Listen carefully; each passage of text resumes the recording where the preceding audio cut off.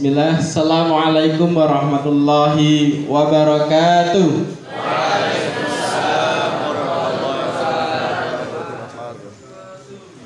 Innal hamdalillah la haula wala quwata illa billah. Allahumma shalli wa sallim wa barik ala sayyidina Muhammad wa ala alihi wa ashabihi ajmain, amma ba'd. Qala Allah ta'ala fi kitabil karim, a'udzu billahi minasyaitonir rajim. Bismillahirrahmanirrahim. Fa idza faragta fansab wa ila rabbika farghab. Shadaqul adzim. Yang terhormat Ustadz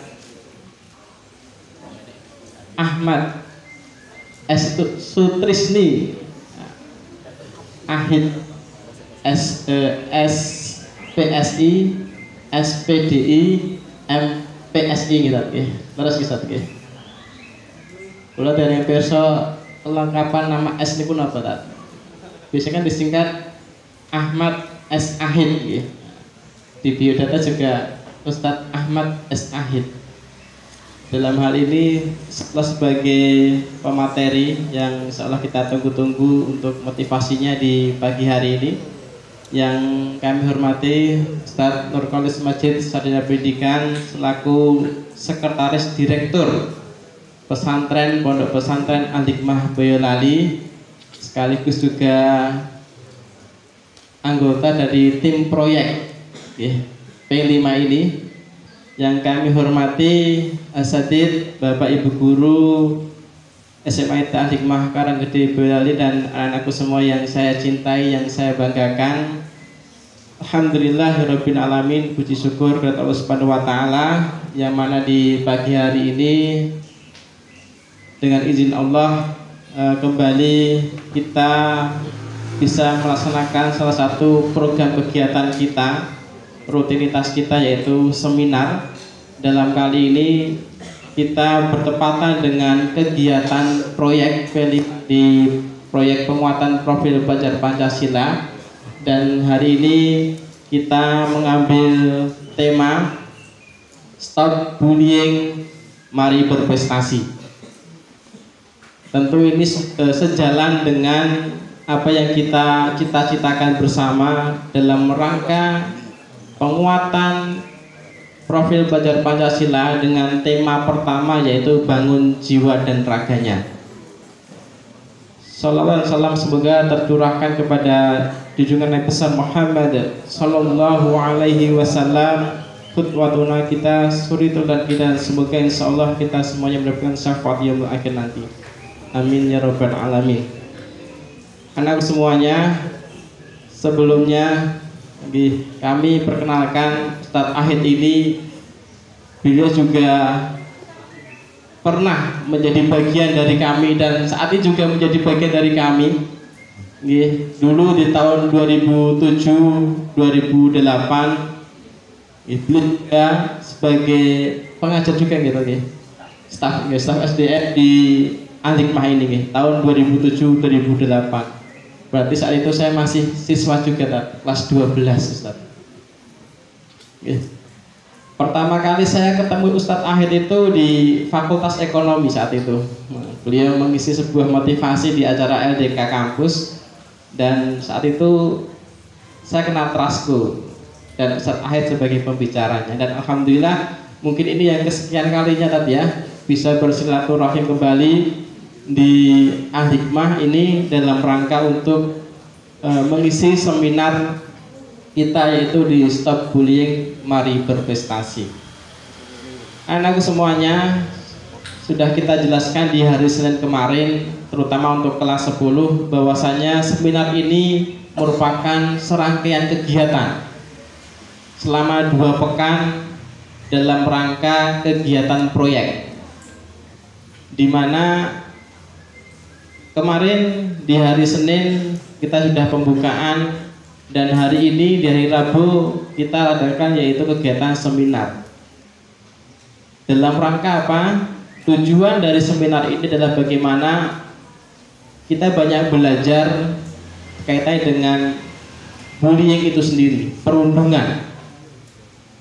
dengan tujuan-tujuan kegiatan di sini adalah kita menguatkan apa yang kita pelajari kemarin, mengidentifikasi bentuk-bentuk bullying, kemudian faktor penyebab bullying, dampak-dampak bullying itu sendiri, dan kita juga akan belajar bagaimana cara mengatasinya.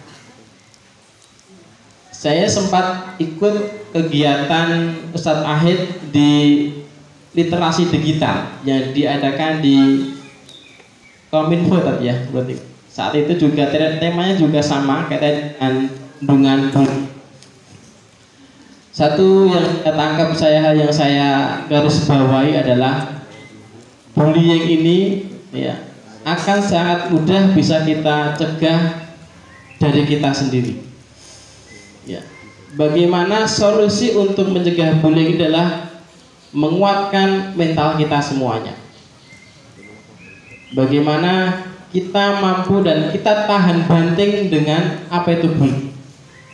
Dan saya juga menggarisbawahi apa yang disampaikan Ustadz Nurkholis, yang namanya bullying itu memang tidak bisa dihilangkan Ustadz, tetapi bisa kita kurangi, kita minimalisir dampaknya, sehingga kita berharap seperti yang saya sampaikan di awal pekan kemarin, salah satu cara adalah menguatkan mentalitas kita semuanya, gitu. Dan harapannya kegiatan kita di pagi hari ini dalam rangka itu kita bisa semakin lebih mantap lagi, semakin lebih kuat lagi bagaimana mentalitas kita semuanya. Apa yang harus kita lakukan, apa yang harus kita cegah, apa itu terkait dengan bullying itu sendiri. Dan kali nanti insya Allah akan dibersamai Ustadz Nurkholis Majid sebagai pengantar kita terkait dengan bullying, dan selanjutnya insya Allah akan disampaikan oleh Ustadz Ahid. Saya kira itu untuk pembukaan sambutan kita di pagi hari ini. Dengan mengucapkan basmalah, kegiatan seperti saya buka. Bismillahirrahmanirrahim. Terima kasih. Assalamualaikum warahmatullahi wabarakatuh. Kawan-kawan sekalian, uhayyikum bitahiyatul islamiyah. Assalamualaikum warahmatullahi wabarakatuh. Bagaimana kabarnya pada pagi hari ini? Baik, saya harap kalian semua, kita semua selalu dalam penjagaan dan pemeliharaan Allah, nggih. Tadi sudah ya beberapa kali dijargonkan oleh MC, tapi saya harap kok agak gini ya, agak masih lemes gitu loh. Tapi untuk itu saya mau minta jargon lagi, tapi ini kayaknya sedikit berbeda. Coba kita coba ya. Semangat pagi. Kurang, saya kira kurang. Ketika saya bilang semangat pagi, kalian jawabnya pagi, pagi, pagi, luar biasa, smash strum. Saya kok lupa. Oh iya. Aku tadi saya bilang, kalau saya bilang semangat pagi, kalian jawabnya pagi, pagi, pagi, luar biasa, semaistra, mantap jiwa, gitu ya. Kalau saya bilang pagi, pagi, pagi, kalau saya bilang semangat pagi, kalian jawabnya pagi, pagi, pagi, luar biasa, semaistra, mantap jiwa. Bisa? Kok saya jadi grogi nih. Ayo kita coba. Semangat pagi. Pagi, pagi, pagi, luar biasa, semaistra. Luar biasa. Tepuk tangan untuk kita semua.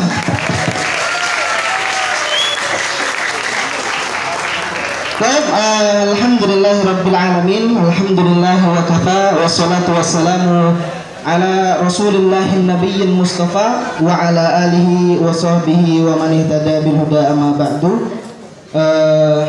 Yang saya sayangi, rekan-rekan sekalian, seluruh santri SMA ITA Al-Hikmah, begitu pula Ustadz Ahid dan juga Ustadz Nurkholis yang kami hormati. A'udzubillahi minasyaitonirrajim. Ya ayyuhalladzina amanu la yaskhar qaumun min qaumin asa ay yakunu khairan minhum wala nisa'un min nisa'in 'asa ay yakunna khairan minhun wala talmizu anfusakum wala tanabazu bil alqabi bi'sal ismul fusuqu ba'dal iman wa man lam yatub fa ulaika humul zalimun. Shadaqallahul azim. Rekan-rekan sekalian, alhamdulillah pada pagi hari ini kita bersama-sama dikumpulkan oleh Allah Jalla wa Ala dalam kegiatan yang luar biasa, menjadi rangkaian dari beberapa kegiatan yang telah kita lalui bersama. Untuk itu kami ucapkan terima kasih yang sebesar-besarnya kepada rekan-rekan sekalian yang telah datang tepat waktu dan bisa bersama-sama berkumpul di sini dalam kegiatan seminar dengan narasumber yang luar biasa. Untuk itu pada pagi hari ini kita akan menyampaikan, sebelum itu kita flashback sejenak nih. Bagaimana, sedang ada apa dengan dunia pendidikan Indonesia saat ini? Tidak jarang kita mendengar baik di media-media ya, di media baik di koran ataupun di televisi, internet, mading, itu banyak sekali kasus pembulian. Seperti terakhir itu kasus di Jawa Timur, ada seorang anak SD yang sama-sama membuli temannya. Kita flashback lagi di Tasikmalaya beberapa bulan yang lalu, ada seorang anak di bawah umur memaksa kawannya untuk berhubungan badan dengan kucing. Sebenarnya ini ada apa? Nah, ini saya kira ini menarik untuk dibahas dan kita berlindung kepada Allah Jalla wa Ala akan hal-hal tersebut ya. Untuk itu kita sudah bersama-sama mengundang narasumber kita pada pagi hari ini. Beliau adalah Ustadz Ahmad Sutrisni Ahid. Sekali lagi tepuk tangan yang meriah untuk beliau. Selamat datang Ustaz di sekolah kami di SMA IT Al-Hikmah. Alhamdulillah. Kawan-kawan sekalian, beliau Ustaz Ahmad Sutrisni Ahid, sarjana psikologi, sarjana pendidikan Islam dan magister psikologi dengan nama panggilan Ustaz Ahid. Beliau lahir di Jepara tanggal 11 September tahun 84. Ini beliau memiliki moto hidup teguh dalam prinsip, simpatik dalam penampilan. Makanya itu kita lihat beliau saat ini, Masya Allah sekali ya. Baik, rekan-rekan sekalian, langsung saja nih, tanpa memperpanjang waktu. Di sini kita akan diskusi, tapi untuk itu, sebelum itu, seminar kita pada pagi hari ini kita bagi menjadi 2 sesi. Yang pertama yaitu sesi pemaparan materi yang akan dibawakan oleh Ustadz Ahid dan didahului atau diberikan kata pengantar oleh guru kita semua, Ustadz Nurholis Majid. Kemudian di sesi kedua ada sesi tanya jawab. Untuk itu silahkan nanti saat pemateri atau narasumber kita sedang menguraikan materi, kalian catat baik-baik dan kalian tanyakan hal-hal yang kalian tidak atau kurang ketahui. Baik, tanpa memperpanjang waktu, kita masuk ke sesi pertama, yaitu pemaparan materi yang sebelumnya akan disampaikan kata pengantar dari guru kita semua, Ustadz Nurholis Majid. Beliau selaku Sekretaris Direktur Pesantren. Untuk itu kepada beliau falyatafaddal masykura ma'jura. Mohon izin Ustaz Ahid. Baik, bismillah. Assalamualaikum warahmatullahi wabarakatuh. Alhamdulillah wassalatu wassalamu ala Rasulillah wa ala alihi wa sahbihi wa mawalah. Wala haula wala quwwata illa billah, ma ba'd. Kepada Ustaz Ahid yang kami hormati,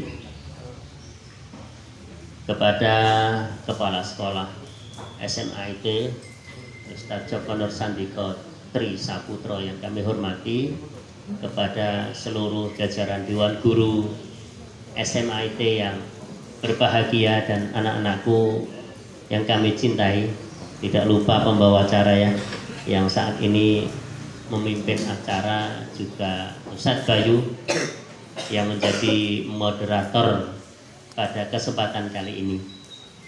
Alhamdulillahirabbil alamin, atas nikmat Allah kita bisa berkumpul di aula sementara ini Ustadz Ahid.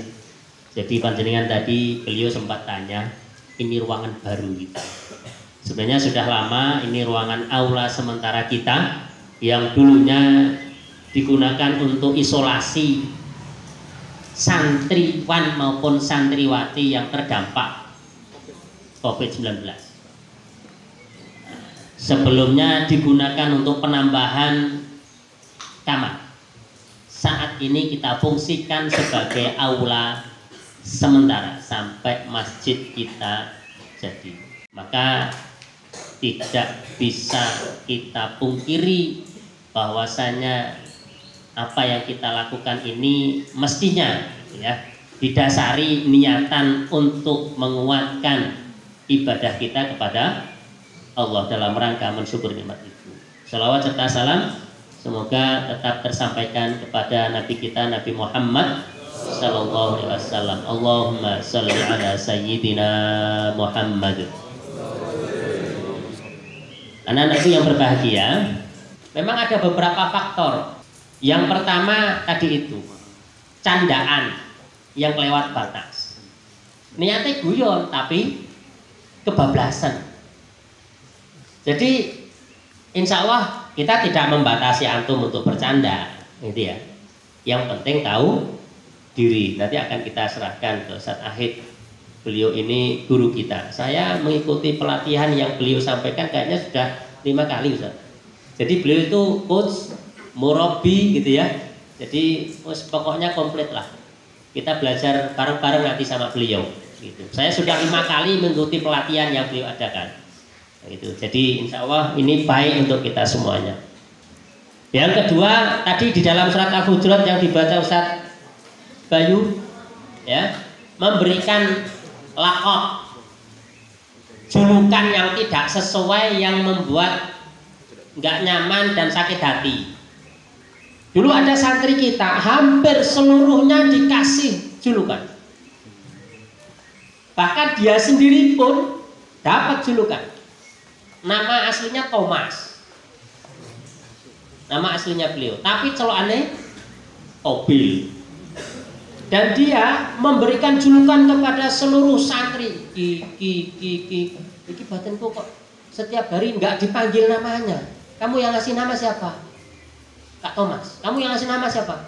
Kak Thomas. Kamu yang ngasih Kak Thomas. Itu jadi bulian. Nah. Maka ini nanti kita harapkan sudah tidak ada, maka aturan kita kalau adik kelas manggil kakak kelas jangan nama, panggil kak atau mas. Bentuk penghormatan, ikro. Kalau putri yo mbak, gitu ya. Nanti yang kibar kepada yang sigor ya dek, gitu kan. Kalau mau manggil nama, kalau dari kibar ke sigor boleh, tidak apa-apa. Jadi celok red, paret, gitu. Adik kelas dipanggil seperti itu sama kakak kelas boleh. Tapi kalau adik kelas manggil kakak, enggak. Ini kakak kelasnya malah ya memberikan julukan yang tidak baik. Yang kedua, ada sifat pribadi yang terlihat istimewa Ustaz. Maksudnya begini, ada santri-santri kita itu yang mencolok banget keistimewaannya. Contohnya mungkin pendiamnya. Jadi hampir 2 tahun di sini tuh ngomong itu sepatah 2 patah kata tok. Ada enggak? Ada. Neng kebalikannya juga ada. Nek gak ngomong gak iso. Neng dinggon yo ceriwisir aja macam. Nah ini terlalu istimewanya terlalu mencolok. Nek lemu banget, nek kurus yo kurus banget bahasa. Dan ini menjadi bahan bully. Jadi jangan sampai antum tugasnya saya, antum pengurus itu adalah melayani. Kita punya grup Ustadz Bayu ya, namanya Khotimah. Makna Khotimah itu apa? Pelayan. Jadi selama saya jadi kesantrian, saya 24 jam menerima saran, kritikan apapun bentuknya kepada kami. Omongan saya salah nggak? Pernah itu saya terapkan. Satu hari itu 15 sampai 20 kertas di meja saya. Masukkan dari kelas 7 sampai kelas 12. Termasuk sekretaris saya sekarang, Ahyar, itu yang paling banyak memberikan masukan ke saya. Dan itu dengan senang hati, karena memang kami melayani, antum melayani, bukan semata-mata untuk gengsi. Aku bagian keamanan, orang galak yo orang jos, bukan seperti itu. Gitu ya. Itu saja. Mungkin seperti itu Ustaz gambaran di pesantren kita garis besarnya. Cek. Bismillahirrahmanirrahim. Assalamualaikum warahmatullahi wabarakatuh. Innal hamdalillah huwallazi asbata ala qulubina bi nikmatil iman, bi nikmatil islam, bi nikmatil ukhuwah wa tarbiyah. Shalatan wa salaman ala nabiyyina Muhammadin sallallahu alaihi wasallam alladzi balagha risalahu 'alal amanah wa nasahu ummah wa jahada fi sabilillahi haqqa jihadih. Yang saya hormati gurunda saya Ustadz Nur Kholis Majid, sarjana pendidikan. Jadi saya dengan beliau itu jelas senior beliau. Ya. Waktu itu saya ke Al-Hikmah, wong Jawa ngenger gitu ya, sinau ke sini, beliau sudah menjadi Ustadz Kabir di sini. Ya. Dalam perjalanan waktu beliau istiqomah di sini, saya yang tidak tahan karena saya harus menyelesaikan beberapa hal di Solo sehingga saya kembali ke Solo. Dan beliau 20 tahun Tante. 20 tahun beliau istiqomah di pesantren ini, membersamai panjenengan, adik-adik, dan insya Allah bagian kesantrian selama beliau sehat, selama beliau kuat, insya Allah sampai akhir Ustaz. Jadi rekomendasi untuk beliau itu jangan dipindah dari kesantrian. Dinaikkan boleh tapi harus ngurus santri. Ngurus kebun itu kadang-kala pas liburan aja. Ya. Jadi ngurus santri, memang hidup beliau adalah membersamai manusia, membersamai santri, dan itu adalah jalan hidup yang insya Allah titipkan kepada Ustadz Nur Kholis. Adik-adik yang dimuliakan oleh Allah Subhanahu wa Ta'ala, Ustadz saya boleh berdiri Ustadz ya, mohon izin. Tidak dikit-dikit bilang kamu neraka, tapi kita menyampaikan Islam itu dengan simpatis, betul? Sehingga ketika saya mengambil jalan saya menjadi seorang trainer, di antaranya saya ingin menyampaikan Islam ini dengan cara simpatik. Kadang-kadang ada orang yang nggak suka ke masjid, tapi dia ikut acara trainingnya di hotel. Oke, kita datangi hotelnya. Kadang-kadang ada orang yang ingin belajar Islam bukan di masjid, tapi di rumah. Kita diskusi di rumah. Nah, Islam disampaikan dengan cara simpatik. Kira-kira begitu kan? Nah, saya menikmati dunia pesantren 6 tahun. MTS dan Aliyah. Saya dari awal sampai kuliah saya itu mohon maaf sekolahnya selalu di luar negeri, swasta. Saya nggak pernah menikmati dunia negeri. Ketika di pendidikan dasar saya di MI Madrasah Ibtidaiyah. Ketika lanjut ke pondok pesantren MTS Madrasah Sanawiyah Ma'ahid Kudus. Kemudian lanjut ke aliyahnya Madrasah Aliyah Ma'ahid Kudus Jawal Wusta. Ya. Kemudian kuliah Universitas Muhammadiyah Surakarta swasta. S2 masih juga swasta. Jadi saya orang swasta, kira swasta. Ya, dari awal sampai akhir swasta. Baik. Nah, 6 tahun di pondok pesantren, saya ingin menyampaikan suatu peristiwa yang menurut saya masih membekas sampai sekarang. Waktu itu saya masih MTS, ya. Kebetulan antara MTS sama Aliyah itu asramanya sama, bukan ya? Sama asramanya. Nah, ada santri Aliyah yang membawa Tamiya. You know Tamiya? Yes. Mobil-mobilan, ya. Yang bisa lepas dan pasang macam-macam begitu ya. Nah, saya waktu itu karena saya orang kondisor gitu ya, kok ada mobil-mobil keren gitu ya. Dia mainkan, kemudian saya ikut mainkan. Tak mainkan ternyata rusak. Ya. Kalau mobil-mobil biasa kan dimundurkan jalan ya. Pikir saya begitu. Mundur ke belakang, loh kok nggak jalan, rusak. Caranya beda. Rusak. Setelah rusak, takut kan saya. Wong dia di hadapan saya, dia yang orang berbadan gede gitu ya, yang dia tidak ya. Dan dia bilang ganti loh, ganti awas gue. Apalagi dia sama-sama di Jepara, akhirnya sama-sama Jepara. Ya, saya Jepara, dia Jepara, setelah diputus. Awas, tegar gue. Takut saya. Sehingga hari-hari saya ketika lihat orang itu, saya mikir, mau ke kamar mandi, jadi, weh, saya nanti dulu. Hari-hari saya mencekam, takut. Takut gitu, ini orang itu takut, kebayang dari diancam segala macam. Ya.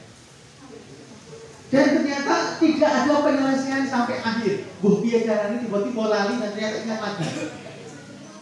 Permasalahan sebenarnya sederhana, gitu ya. Kira-kira kalau saya ganti, kira-kira selesai nggak masalah? Seakan-akan selesai ya. Tapi saya nggak punya uang untuk ganti, dan saya nggak tahu solusinya. Yang terjadi apa? Saya menghindar. Bahasa kerennya withdrawal, menarik diri.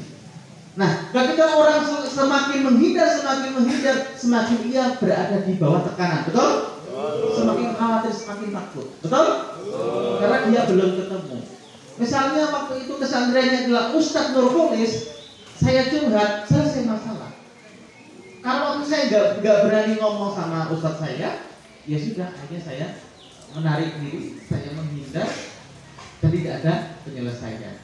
Dan itu ternyata teringat sampai sekarang, bahwasanya saya pernah terintimidasi. Dan itu saya harapkan tidak terjadi pada teman-teman. Bentuk pembulian yang sebenarnya ada permasalahan yang bisa diselesaikan, karena kita nggak tahu cara menyelesaikannya, nggak mau berkomunikasi, menjadi permasalahan psikologis. Yang saya alami ringan, ada yang lebih berat lagi. Semakin berat, maka semakin berdampak kepada mental kita. Ya, ngeri. Nah, ini sebagai pengantar kita bahwasanya bahkan di dunia pondok pesantren yang namanya bullying itu terjadi. Maka yuk kita bersama-sama untuk belajar hari ini. Kita mulai dari definisi biar tahu, ya. Apa sih sebenarnya bullying? Bullying itu adalah perilaku intimidasi. Perilaku apa? Perilaku apa? Intimidasi. Yang dapat berulang, yang bisa melukai individu emosi maupun fisik. Oke, saya ulangi. Oke, sekarang fokus ke saya dulu. Fokus ke saya. Bullying itu perilaku apa? Yang dilakukan oleh perorangan maupun kelompok yang dapat melukai emosi dan fisik. Apa yang dilukai? Berarti dua. Dipukul, bullying apa tidak? Bullying. Karena apa? Bisa melukai fisik. Kemudian dicemooh, dihina, bullying apa tidak? Bullying. Karena itu adalah melukai emosi. Apa sih emosi? Rasa. Ada emosi bahagia, ada emosi sedih. Bukan hanya emosi nesu-nesu emosi, ya benar emosi. Tapi ada emosi yang lain. Emosi sedih, emosi bahagia, emosi macam-macam. Dapat hadiah, bahagia berdebar-debar gitu ya. Itu namanya emosi.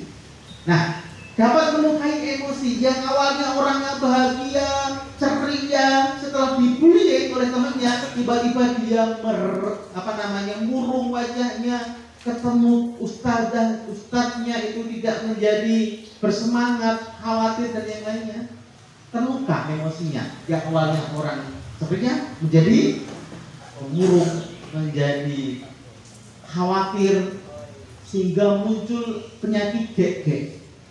Tahu penyakit gek-gek? Apa itu? Ojo-ojo, jangan-jangan.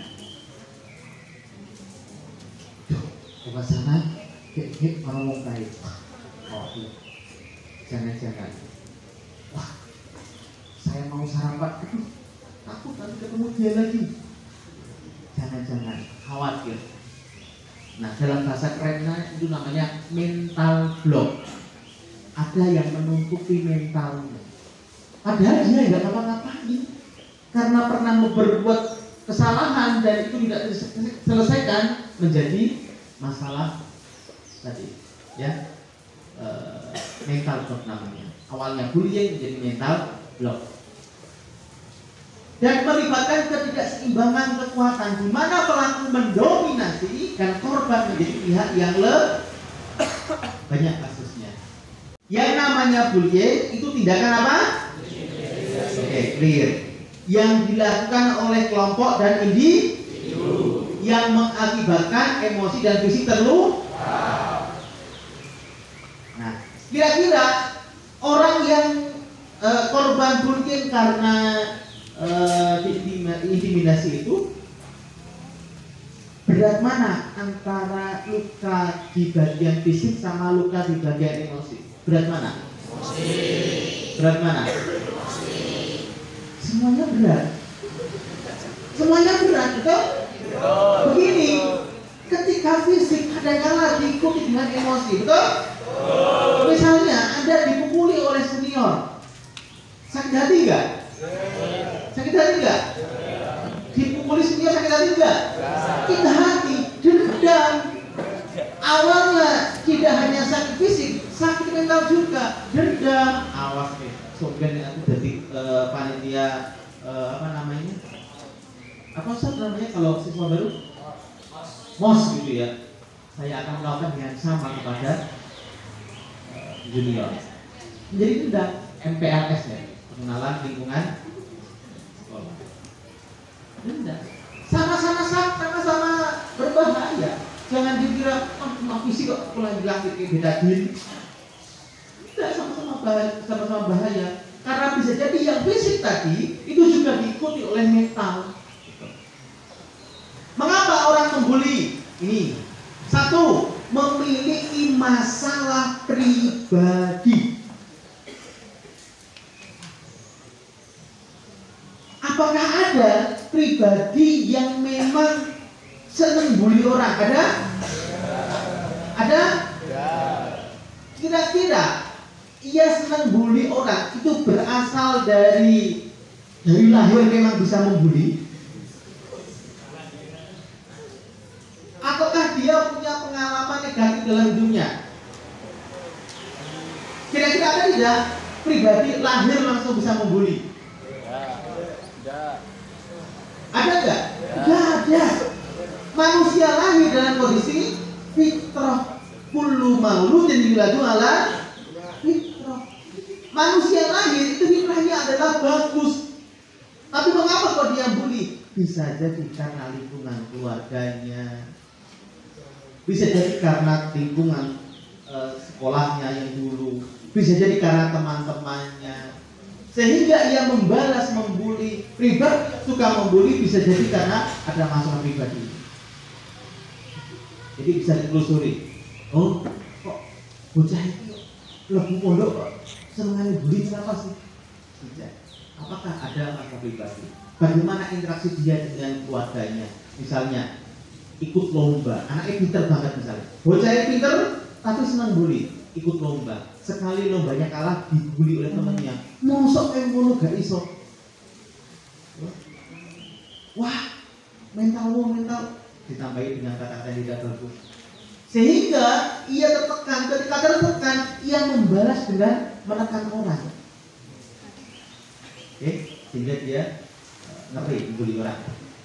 Memiliki masalah pribadi, pernah menjadi korban bullying, ini yang banyak.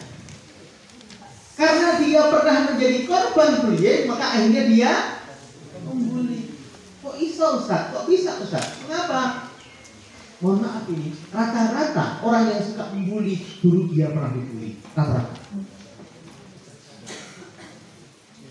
Karena yang namanya perjalanan manusia awalnya dia lemah.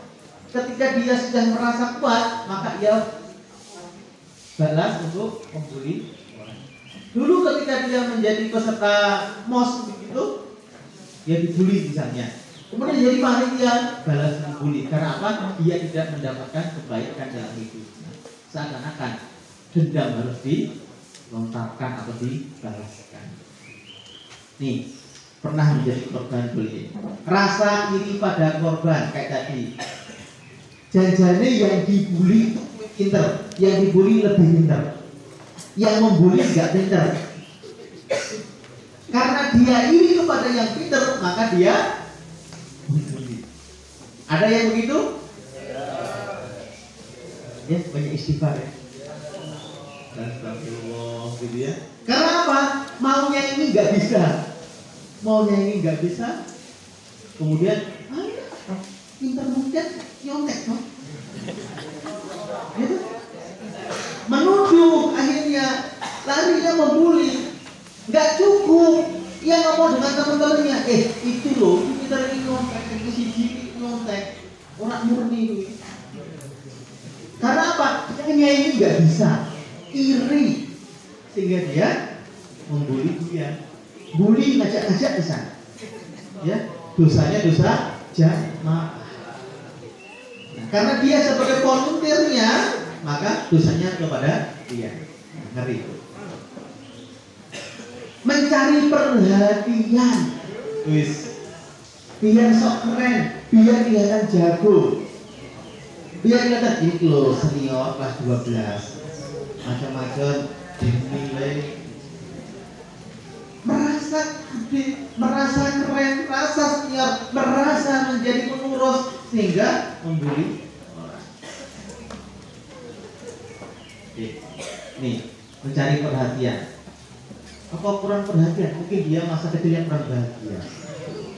Ya, masa kecil kurang bahagia, sekarang menjadi pengurus, cari perhatian.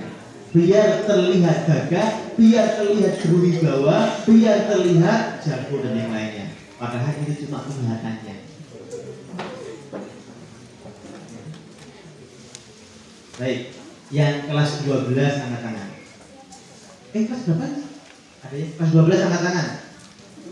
Angkat tangan. Sing dhuwur angkat tangannya. Kelas 12. Saya mau tanya, kelas 12 siap menyayangi adik tingkatnya? Ada orang kenceng loh. Siap mendampingi adik-adik tingkatnya? Siap? Sini kelas, mas. Sini kelas. Jangan itu orang kelas dulu.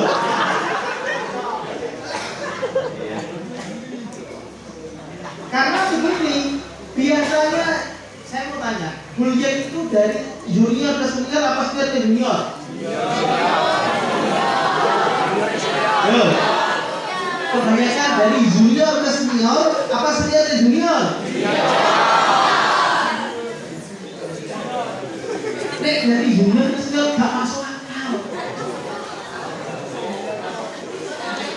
Peserta mos membuli kakak tingkat belum ada. Ya. Dan kalau jangan diadakan dan direkor jangan. Kebanyakan dari senior yang merasa mencari perhatian, ini loh saya senior, ini loh saya, gitu. Gak usah ditunjukkan, udah tahu semuanya. Ya, udah tahu, oh itu senior kelas 12, udah tahu, gak usah ditunjukkan. Biasanya karena kurang kasih sayang dalam hidupnya. Sehingga apa yang bisa nyanyi, oh saudaraku gitu ya. Iyalah, oh kelas 12 itu adalah fase saja dalam hidup. Gitu ya, mencari perhatian, kesulitan mengendalikan emosi. Ya, ada hawa nafsu yang diperturutkan sehingga tidak bisa menahan emosi, terutama emosi negatif tidak bisa dikelola dengan baik. Dan ternyata orang yang susah mengelola emosi, salah satu yang mempengaruhi adalah gadget. Saya mau tanya, kalau kita ngeklik di handphone itu kan prosesnya cepat, betul? Cepat, ya. Oh mau lihat ini klik cepat, lihat ini klik cepat. Prosesnya semua cepat. Di dunia internet semua cepat, betul? Ketika beralih ke dunia dunia nyata ternyata tidak semuanya bisa cepat. Betul? Dia jalan ke sini. Nah, karena kita mindset semuanya harus cepat, semuanya harus terpenuhi. Lihat ada tingkat yang jalannya pelan-pelan, padahal dia baru sakit kakinya. Kita boleh bocah loh. Kok cuma itu lalai dia jalan pelan-pelan begitu. Akhirnya kita bully, kita marah, kita bentak-bentak. Berawal apa? Tadi pengaruh dari gadget yang semuanya ada. Dan ini pengaruhnya dampaknya luar biasa terhadap otak. Ini secara fisik, tidak hanya psikologis, secara fisik. Otak kita menyuruh untuk berbuat cepat, semuanya harus terpenuhi dengan cepat. Kalau kita nggak hubungkan dengan dunia nyata, oh manusia ada yang bisa cepat, manusia yang ada bisa lambat. Oh manusia yang pikirnya bisa lola, ada yang pikirnya bisa cepat. Lola, loadingnya lama. Kalau diajak mikir itu sebentar Kak, mikirnya lama. Betul? Kita saja kalau menghafal tidak semuanya bisa cepat, betul? Ada yang menghafal itu harus menggunakan artinya sehingga dia paham, maka dia bisa menghafal. Ada yang menghafal itu nggak usah artinya. Ketika dia mendengarkan satu kali dia bisa menghafal. Masing-masing orang memiliki RAM yang berbeda. Ada juga yang masih pakai SSD mungkin, ada yang sudah pakai SSD, ada yang belum pakai gitu ya, sehingga agak lama mikirnya. Sehingga teman-teman, ketika kita lihat teman kita, kamu kok mikirnya lama? Oh, memang dia mungkin RAM-nya nggak terlalu gede. Ya. Yang penting nggak pakai Pentium lah. Artinya apa teman-teman? Ketika orang sulit mengendalikan emosinya, nggak bisa membedakan antara ini sedang mendidik dengan ini sedang membuli, maka yang terjadi ia melakukan pembulian. Empati. Apa itu empati? Apa empati? Ada empati, ada simpati, ada juga empati. Ini beda. Ada simpati, ada empati. Ada simpati, ada empati. Apa itu empati? Empati itu mampu merasakan apa yang orang lain rasakan. Lihat temannya murung, kayaknya nggak punya uang satu. Lihat temannya murung, sedih karena hafalan tidak nyampe, gitu ya. Oh ya Allah, misalnya saya pada posisi itu sedih banget. Itu namanya empati. Mampu merasakan apa yang orang lain rasakan. Nah, orang yang punya empati kuat gak akan mungkin membuli, karena ketika ia melihat orang lemah, ia merasa kasihan. Ketika ia melihat orang tak berdaya, ia merasa kasihan. Karena apa? Mampu merasakan apa yang orang lain rasakan. Saya mau tanya, adakah di antara kita kalau nonton film sedih ikut nangis? Ada? Ya. Lihat apa namanya, lihat orang minta-minta itu sedihnya minta ampun. Ada? Lihat anak kecil diajak ngamen sama ibunya, hati kita itu sedih banget. Ada? Nah, kemungkinan kita masih punya rasa empati. Kalau lihat orang pengemis bawa anak kecilnya, lalu kita berkomentar, ibu jarak jelas, mosok anaknya tidak ngamen, tapi kita nggak merasakan apa yang dirasakan oleh anaknya. Wah, mungkin empati kita tipis, gitu ya. Lihat teman kita nggak bisa menghafal Al-Quran, kemudian kita malah membuli, nggak bisa ikut merasakan dia, mungkin empati kita tipis. Dan itu awal dari orang bully itu apa? Empatinya tipis. Lihat orang sedih malah, kamu kok bahagia sekali ya. Cara ketawamu kok beda ya, sampai mengeluarkan air mata. Itu sedih, gitu. Kamu ketawanya kok beda ya, mengeluarkan air mata. Itu sedih kawan. Enggak jelas ya. Orangnya empati. Mengapa orang membuli biasanya? Nah, sekarang paradigmanya orang yang dibuli. Mengapa orang dibuli? Tolong ini jangan dijadikan sebagai jurus Anda untuk membuli orang. Oke, mengapa orang dibully? Yang pertama terlihat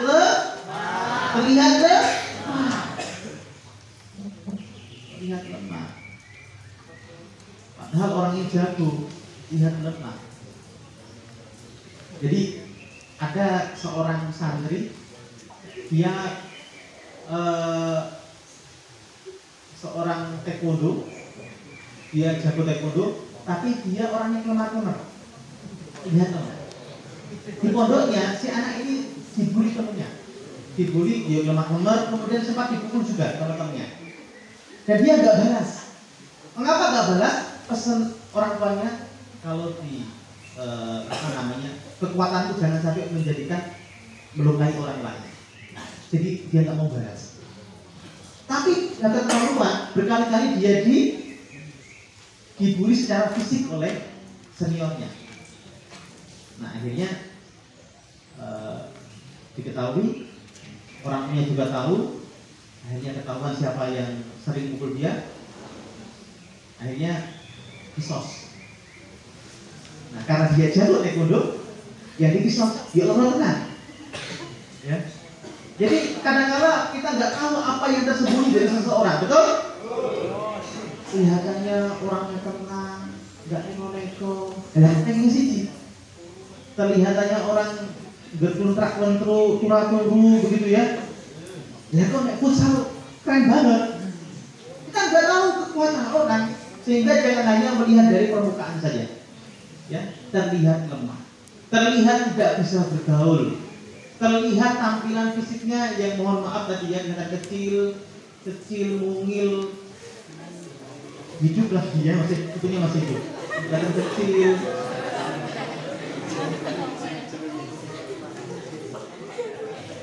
Kelihatan tidak mau kompromi, padahal dia benar, tapi dia nggak mau kompromi. Berbeda strata ekonomi sosial tadi, kelas 1, kelas 2, kelas 3, kelas 10, kelas 12, berbeda strata, beda kelompok. Ya, kamu siapa? Laisa minna, bukan dari golongan kami, gitu ya. Ada yang kalian punya kelompok namanya geng, terdiri dari 5 atau 4, 5, 6 orang ada? Itu tidak buruk, tapi gunakan yang positif. Anak saya sekarang kelas 6 SD, mulai kelas 4 SD dia punya geng, cewek ya, dia punya teman. Dari kelas 4 sampai sekarang ya itu aja orangnya 5 orang, ya. Tapi diarahkan kepada kebaikan. Oh, mengerjakan tugas bareng. Oh, ada proyek bareng mereka kerjakan. Oh, belajar masak. Oh, ini belajar masak sebelah. Tahu sebelah? Makanan yang sangat absurd banget gitu. Kerupuk dicampur kalau kuah itu absurd banget gitu ya. Mereka belajar untuk bikin sebelah bareng-bareng waktu libur. Belanja bareng, kemudian urunan bareng. Dan orang tuanya tahu, oh sedang belajar bikin sebelah. Nah, maksudnya begitu. Tidak semua geng itu buruk, asal diarahkan pada kebaikan. Jadi kadang-kadang mohon maaf karena saking cintanya dengan geng, menjadikan orang yang di luar geng itu seakan-akan buruk. Ini yang salah. Kamu siapa sih? Bukan kelompok kita. Gak usah nimbrung deh. Laisa minna, bukan dari golongan kami. Jadi sehingga muncul perundungan kepada orang lain, pada kelompok lain karena bukan dari kelompoknya. Boleh dengan geng. Sorry, hari ini kita sedang bahas untuk kelompok kita. Kapan-kapan kita ngobrol lagi. Sampaikan saja. Jadi gitu ya. Beda kelompok. Ini yang ingin kita bahas dan ini penting sekali. Jenis-jenis bullying ada 4 jenis. Oke, kelihatan nggak di belakang? Anda seolah-olah kelihatan aja, tidak kelihatan pintar. Belakang. Saya bacakan saja. Yang pertama adalah bullying fisik, jelas banget, memukul, menendang, mendorong, mencubit, gitu ya. Loh, cuma mencubit ke Ustaz, lah mencubit saja kan lorok banget.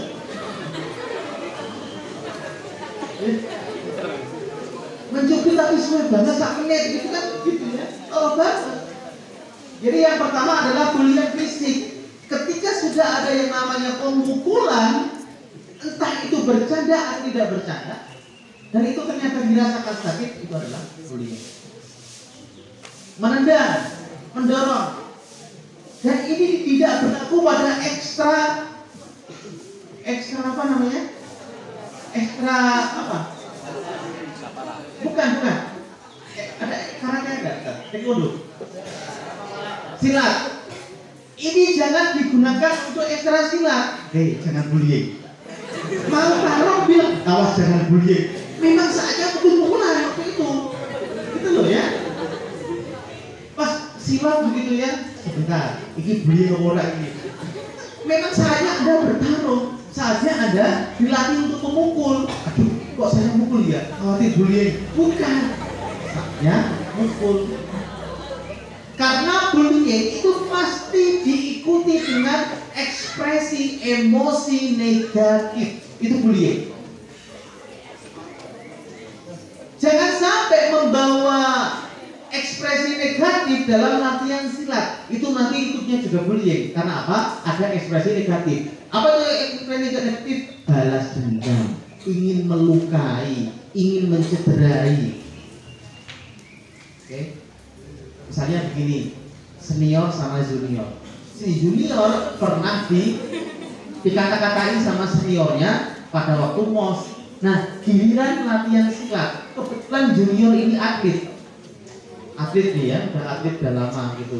Kemudian sama dengan seniornya barusan berlatih gitu. Pasti teknik pas latihan silat, tak bales. Nah, itu namanya ekspresi negatif. Dan itu masuk ke bullying, meskipun dalam arena latihan silat gitu. Jadi ekspresi negatif yang ingin mencederai orang lain itu menjadi bullying. Jadi memukul, menendang, mendorong, mencubit dan lain-lainnya yang menjadikan luka, apalagi mohon maaf menggunakan senjata. Cuma tusuk gigi Ustaz, tusuk gigi tapi nusuk ke mata kan sakit. Awas colok gitu ya. Sakit gitu. Jangan bilang cuma tusuk gigi gitu. Oke ya. Oke, bullying fisik atau physical bullying dapat dipahami ya? Oke, jangan sampai ini disamakan dengan waktu latihan silat, itu beda. Itu memang harus fisik, harus undang-undangan gitu loh. Undang-undang, jangan sampai apa Ustaz, saya nggak sanggup. Lalu apa? Khawatir bullying. Itu bedakan ya. Karena tidak ada ekspresi negatif. Kalau latihan, dia memang latihan dalam rangka menyiapkan fisik kita, dibantu dalam menyiapkan diri kita agar kuat. Beda. Yang kedua adalah bullying secara verbal, menghina, mengejek, mengolok-olok, menjuluki yang negatif. Lakop tadi disampaikan oleh Ustaz. Oke, kalau yang kedua ini sering muncul,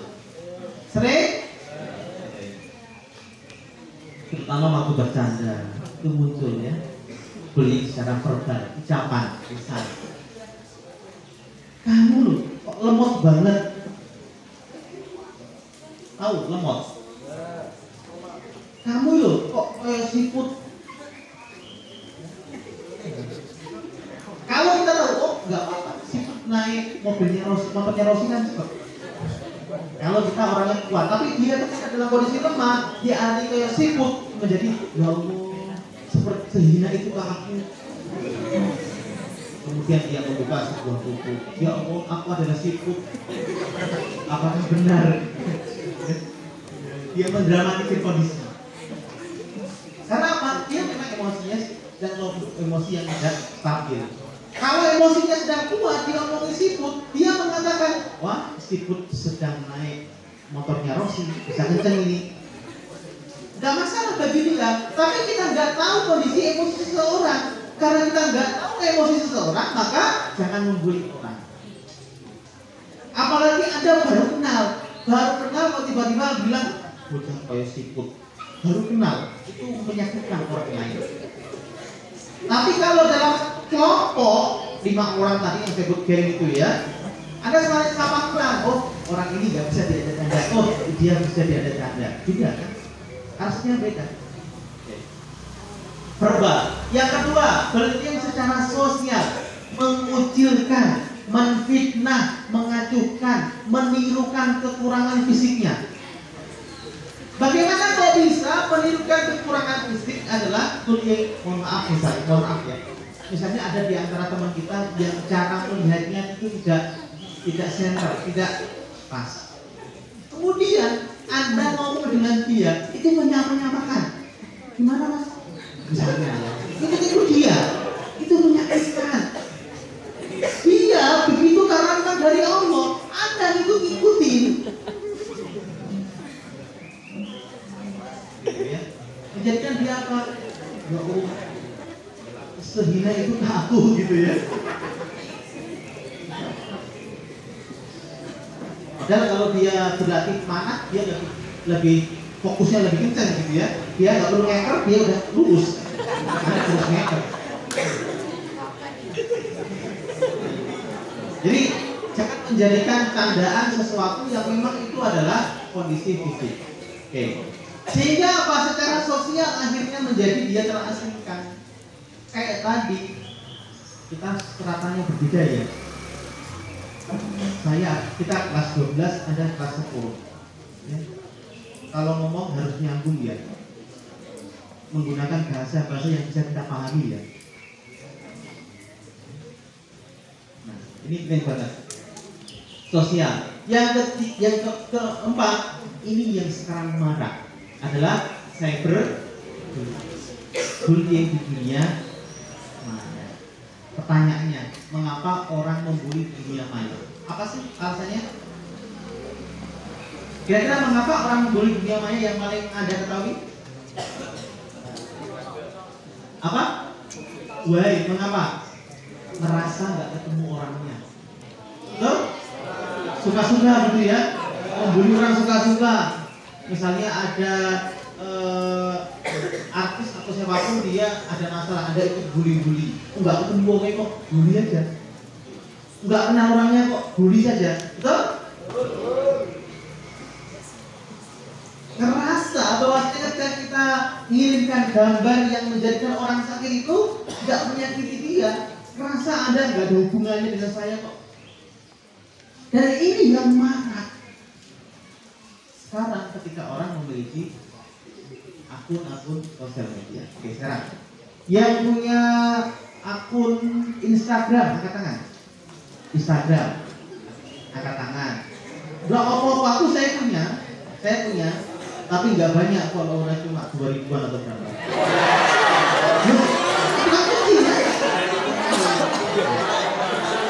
Oke, yang Instagram angkat tangan. Instagram yang punya Instagram. Oke. Angkat tangan aja tidak apa-apa. Oke. Yang punya akun YouTube angkat tangan. YouTube yang high itu. Oke, ada beberapa punya ya. Kalau ini saya nggak mau sebutkan subscriber saya ya, ngeri gak ada orangnya. Oke, yang punya ini agak jadul ya. Yang punya Facebook angkat tangan. Facebook ada. Oke, ya. Nah, tidak apa-apa ya. Dan Facebook. Oke, yang punya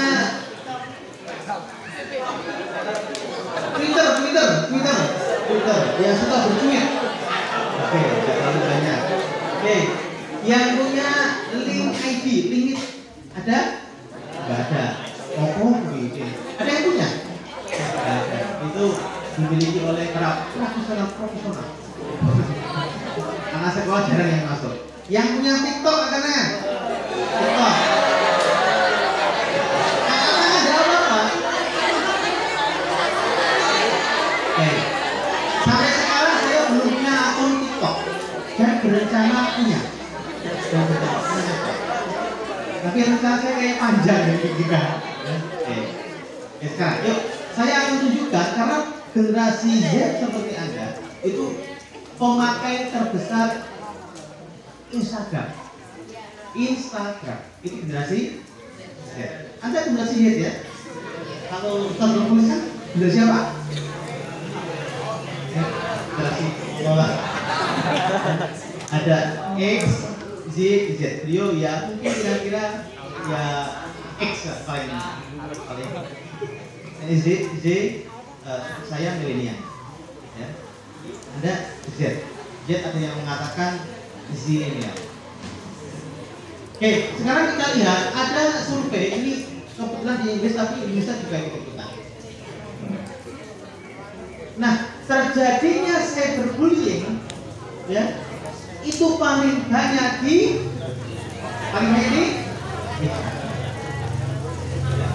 Instagram. Dan itu dilakukan oleh kebanyakan usia kita 12 sampai 20 tahun. Karena kalau Instagram itu orang berekspresi bebas banget. Gambar-gambarnya juga ekspresi banget. Terus baru yang kedua itu di Facebook. Ya, ada yang kenal ini? Apa ada? Demonya? Ada juga? Ya. Baru di WhatsApp, di grup-grup WhatsApp itu, kemudian di YouTube, baru di Twitter. Mengapa paling banyak di Instagram? Karena memang inilah paling banyak pengguna usia-usia remaja, usia-usia yang nggak sampai ke dodo. Ya, ada gambar apa kurang bagus langsung dibully. Ya, bulinya bully jamaah. Sehingga ketika orang pertama membuli itu mungkin berpeluang untuk investasi dosa untuk orang berikutnya. Dia membuli, yang lainnya, oh iya itu memang begitu. Teruskan sampai akhir gitu ya. Orang pertama membuli itu berpeluang untuk investasi dosa untuk orang yang membuli berikutnya. Mengapa ini perlu saya sampaikan? Padahal kita anak pondok yang juga di pondok gak pakai handphone. Anda pakai handphone nggak? Tetapi kehidupan kita pasti akan bersinggungan dengan ini, betul? Akan bersinggungan. Di rumah 2 hari aja bisa membahas 10 akun ternak gitu ya. Bisa langsung eksis macam-macam. Karena kehidupan kita memang di area ini. Sehingga saya perlu memperingatkan adik-adik bahwasanya hati-hati dengan dunia maya. Apalagi sekarang undang-undang ITE sangat-sangat lentur sekali. Bisa jadi adik-adik yang kena getahnya ikut membuli orang yang pertama enggak dilaporkan, terakhir adik-adik ikut dilaporkan. Karena apa? Kita ternyata asal nyomot gambar orang buat membuli misalnya artis atau yang lainnya. Jadi hati-hati banget di dunia maya, dunia cyber. Jadi kita harus hati-hati. Nah, ketika kita bisa hati-hati di dunia maya, itu tidak jauh-jauh dari kehidupan nyata kita. Kalau kehidupan nyata kita sering bully orang, kemungkinan besar di dunia maya juga senang bully. Kalau kita orang yang hati-hati di dunia nyata dan gak suka bully orang, kemungkinan ketika kita bermain sosmed juga tidak membuli. Artinya apa? Antara kehidupan maya sama kehidupan nyata kita harus seimbang, sama-sama baik. Mengapa Rasulullah SAW diturunkan Allah untuk menyempurnakan akhlak? Karena inilah yang menjadikan penuntun seseorang untuk memiliki etika terbaik. Akhlak. Kita bisa keren sekeren-kerennya, pintar sepintar-pintarnya, jago sejago-jagonya, tapi ketika akhlak kita tidak baik, maka menjadikan kita tidak baik pula di mata Allah.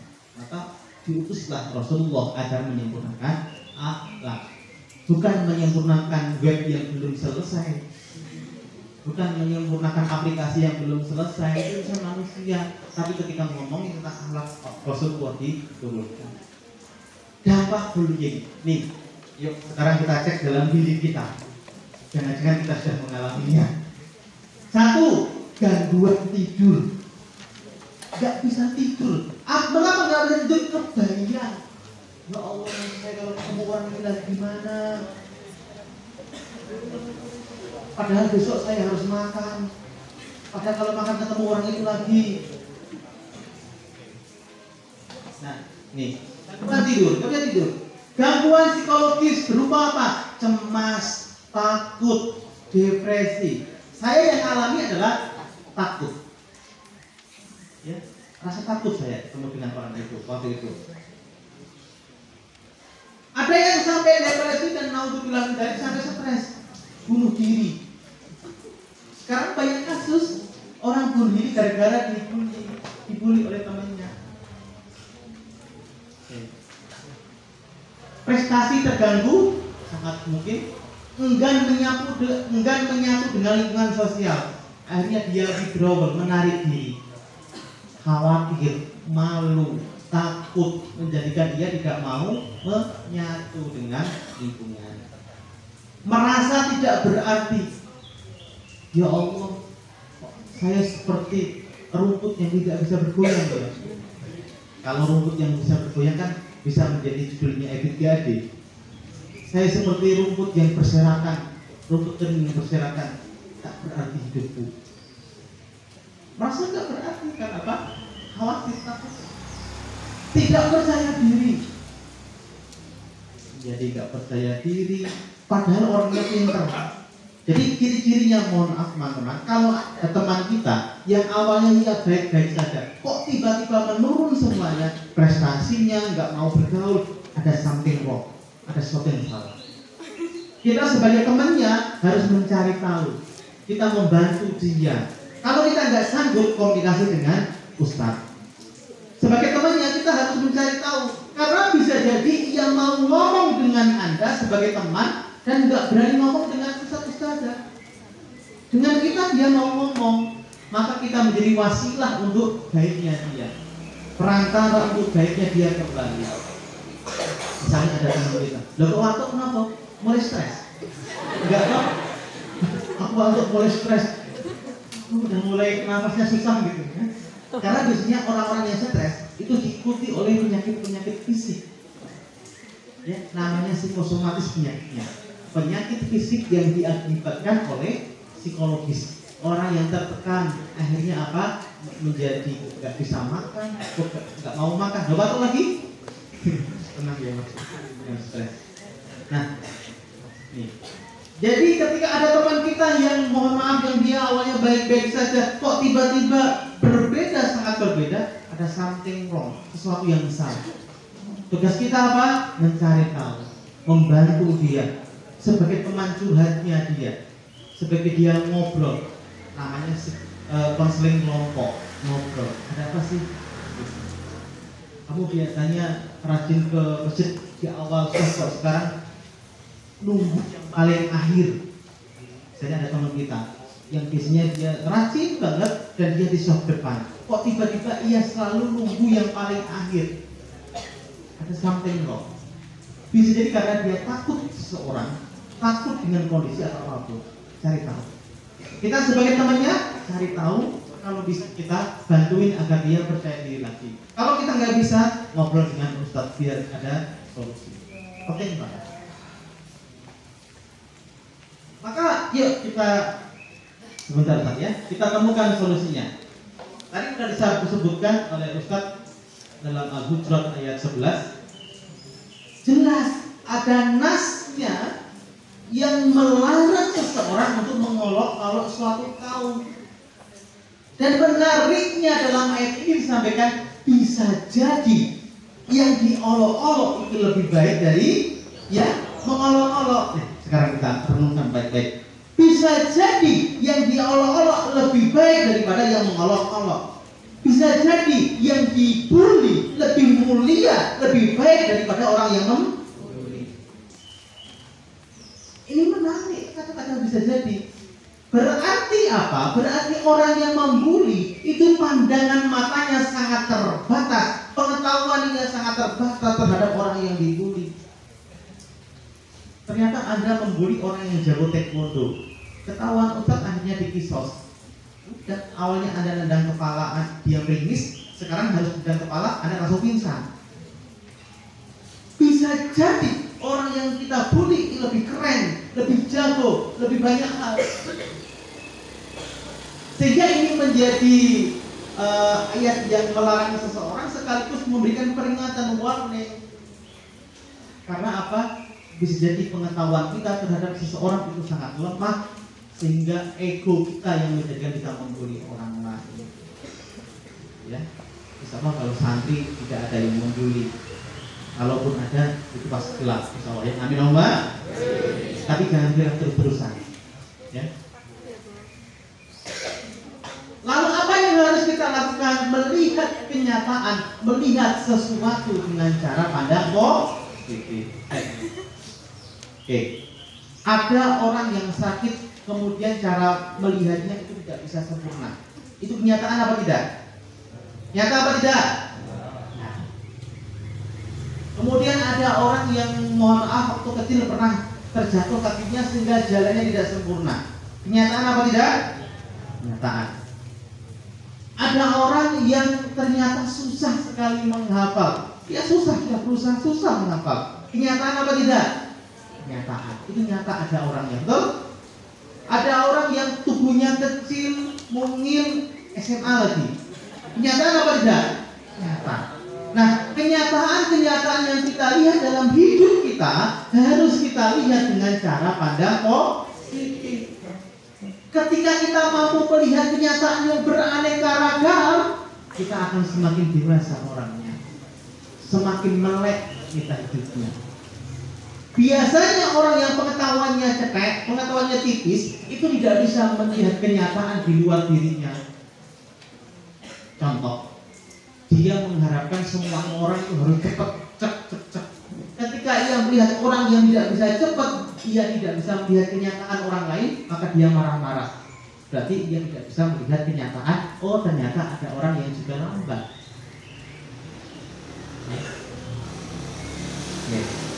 Jadi melihat sesuatu dengan cara pandang positif.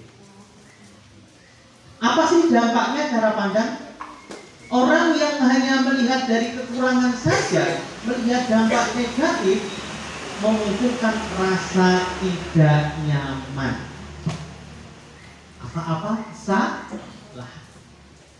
Orang pintar bisa jadi salah. Kamu pintar. Loh salahnya kok aku pintar? Salahnya aku pintar kok. Betul?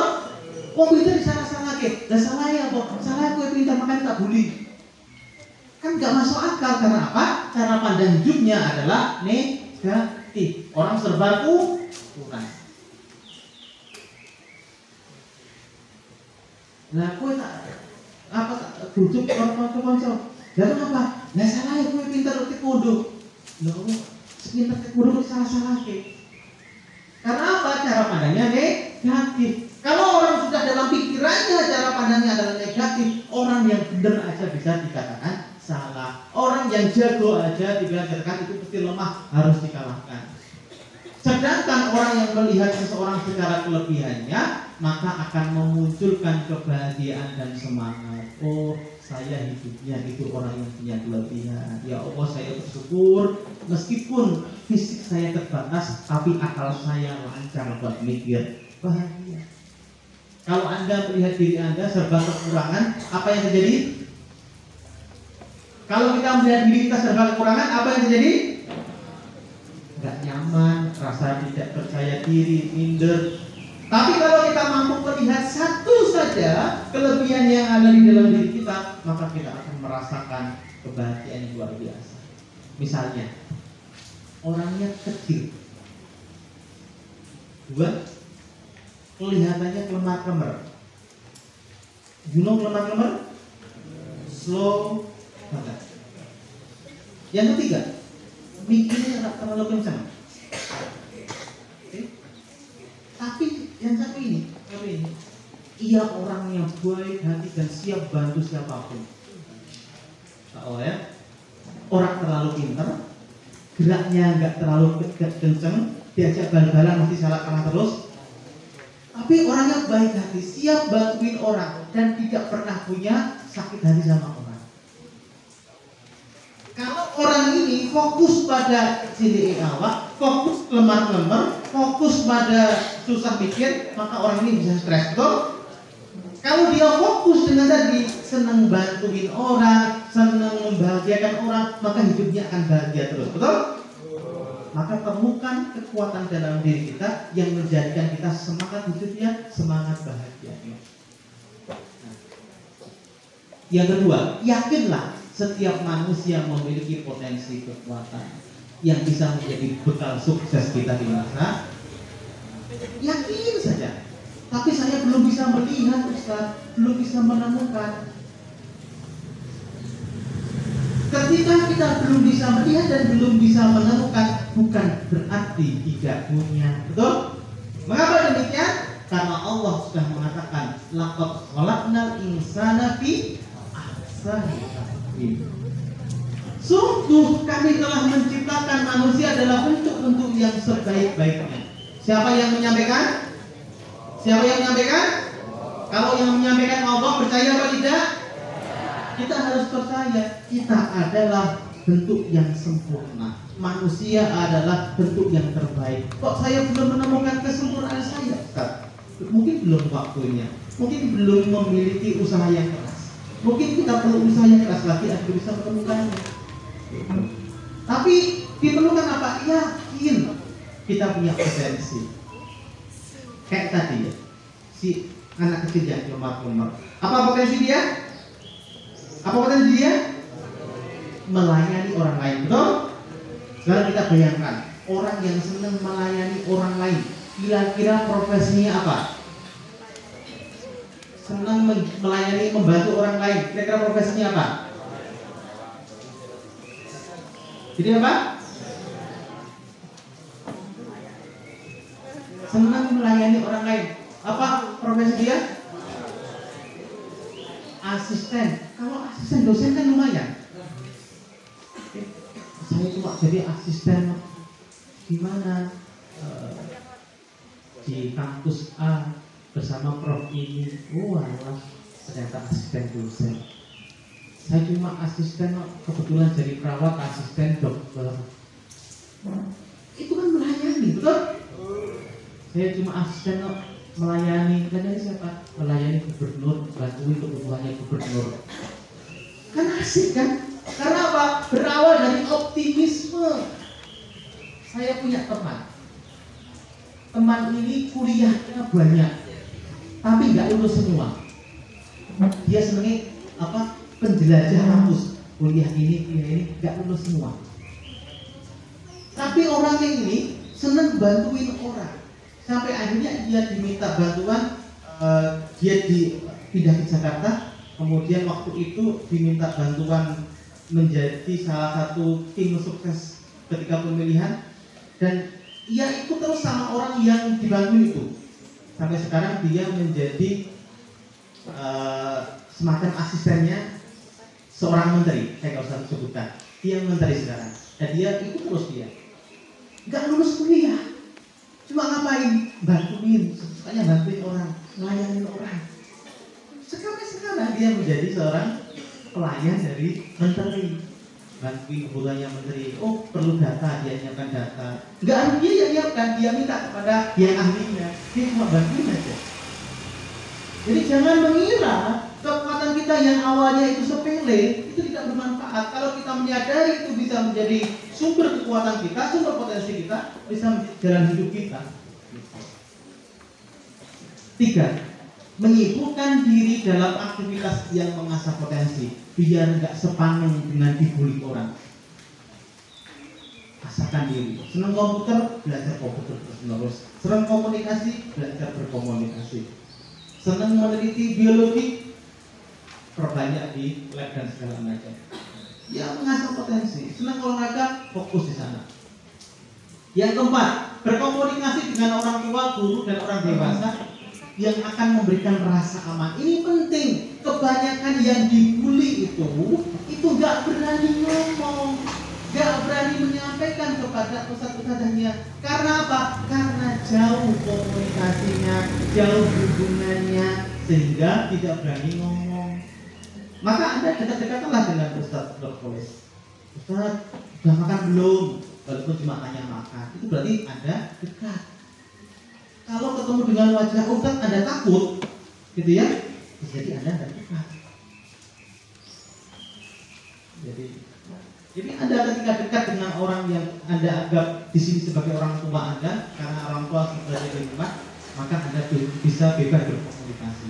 Biasanya orang-orang yang jauh dengan ustadz-ustadznya itu dia ketika ada masalah nggak berani ngomong. Kalau udah nggak berani ngomong dipendam sendiri, betul? Kalau udah dipendam sendiri, akhirnya udah saya keluar dari pondok ini tempatnya orang-orang yang nggak peduli dengan saya.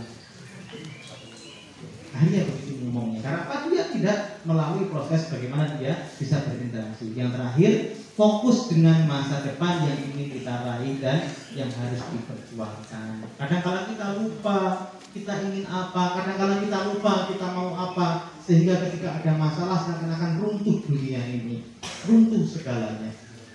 Oke, saya kira begitu. Yang terakhir masih ada, nomor 6. Bijak bersosial media dan membatasi penggunaan gadget. Ya, ngeri karena kalau Anda tidak membatasi. Ketika Anda dekat dengan gadget sewaktu-waktu, artinya setiap waktu, bisa jadi kita dijauhkan dari Al-Quran kita, dijauhkan dari kehidupan sosial kita. Maka batasi. Yang terakhir, fokus on your strength and manage your weakness. Artinya apa? Fokus pada kekuatan dan kelolalah keterbatasan. Itu apa saja. Tapi kita harus fokus pada kekuatan. Saya kira begitu Ustaz yang saya sampaikan. Oh ini yang nanti kalau ada kesempatan saya kembalikan kepada Ustaz menurut sebaik.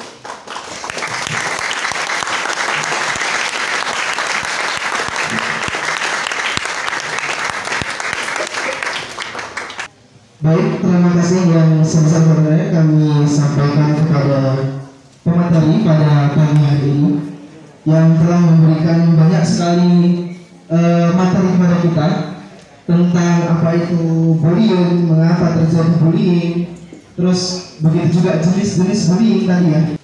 Berbicara tentang bullying di sekolah, sebenarnya siapa sih yang paling bertanggung jawab atas terjadinya bullying di sekolah ini? Apakah kepala sekolah atau kesiswaan contohnya, atau bahkan seluruh warga sekolah itu sendiri? Bagaimana Ustaz? Baik, bukan hendak mencari kambing hitam, karena kambing hitam sudah dibuat sapi. Jadi kalau kita ngomongin siapa sih yang paling bertanggung jawab di sekolah?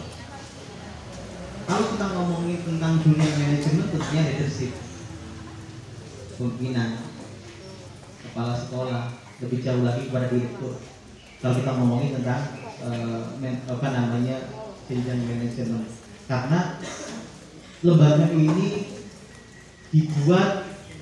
diperuntukkan untuk pembinaan akhlak. Ketika ada akhlak yang menyimpang seperti itu, maka yang paling bertanggung jawab tentunya memberikan instruksi untuk penyelesaian adalah dari yang paling atas, leadernya. Itu sudah pakem dalam dunia manajemen. Tetapi ketika ditanya siapa sih yang bertanggung jawab untuk menyelesaikannya, maka ini menjadi tugas bersama, karena kita berada di sini sudah kekeluargaan. Dan ternyata yang paling bisa cepat untuk mendeteksi lebih awal adalah teman. Jangkauan Ustadz Nurholis itu kalau menghadapi 300 orang itu tidak secepat teman-teman dengan temannya yang lain, sehingga kita sebagai sama-sama sahabat bisa mendeteksi tadi yang saya sampaikan. Kalau ada perubahan yang sifatnya tajam, ada masalah sampai ngomong. Kalau kita nggak bisa menyelesaikan, kita komunikasi dengan Ustadz. Jadi kalau dikatakan tanggung jawab siapa, adalah tanggung jawab direktur. Tapi kalau tanggung jawab untuk pembenahan siapa, yang paling dekat adalah temannya sendiri. Ya. Tapi untuk penyelesaian tentunya jenjangnya berbeda-beda. Ada yang memang harus diselesaikan oleh kesatria, ada yang teman-teman sendiri yang bisa nasihati. Maka Ustaz. Baik, dipersiapkan ya pertanyaannya. Kemudian MC saya mohon untuk bisa mengedar mic ya, mikrofon jika ada yang ingin bertanya di bagian belakang. Sebelum itu, sebelum masuk ke saya lempar pertanyaan ke santri, Ustaz. Kasusnya seperti ini, Ustaz. Saya tahun lalu sebagai wali asrama khususnya, tentu sebagai orang tua mereka ya, kelas 7 tentunya utamanya saya wali asrama kelas 7 yang notabene baru masuk pesantren.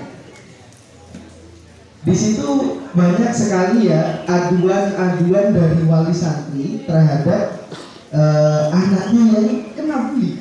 Jadi kasusnya itu si anak kena bully tidak mengadui kami sebagai wali santri ataupun kesantrian atau satu kholis, tapi langsung ke orang tuanya.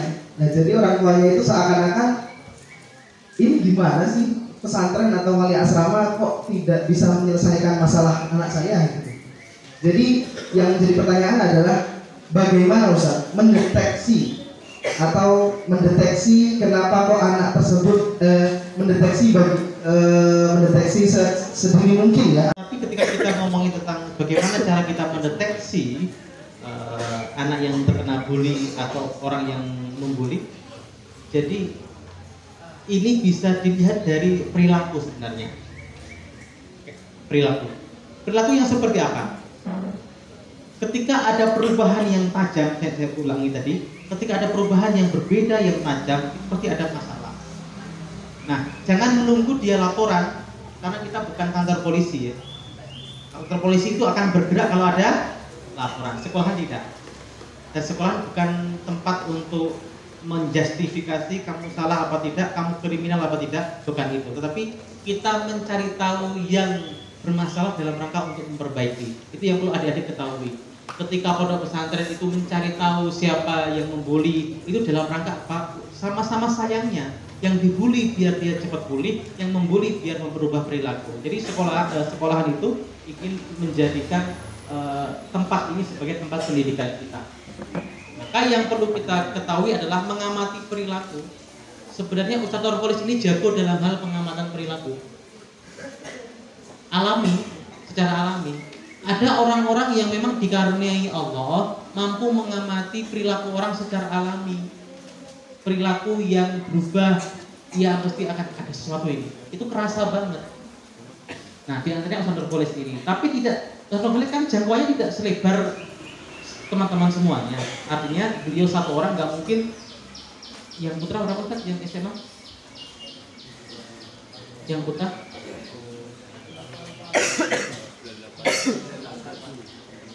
Ada 150? Oke, misalnya 120 orang.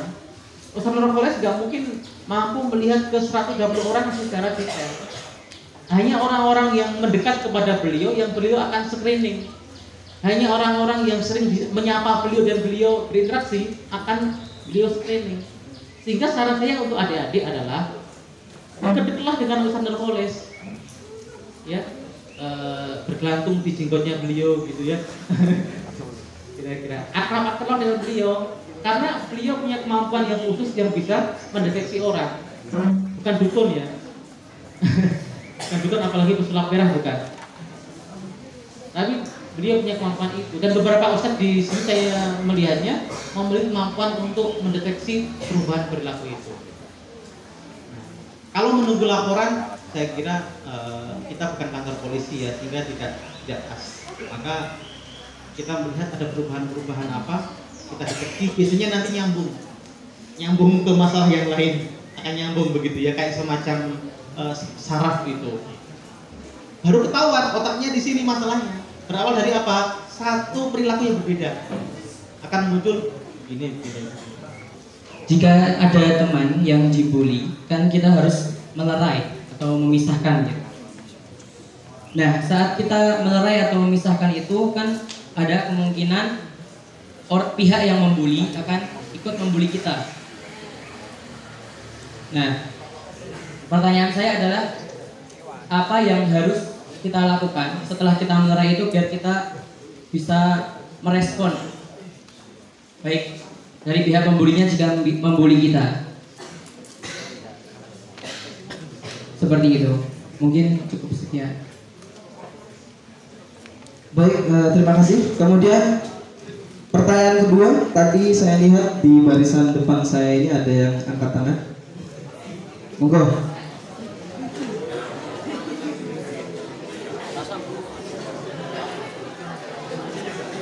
Baik, cukup. Nanti dulu ya, Niki dua dulu, kita tampung dulu. Bismillah, Assalamualaikum warahmatullahi wabarakatuh. Nama saya Muhammad Wahbah Zuhaili dari kelas 11 IPS. Ini saya minta pendapatnya Ustadz.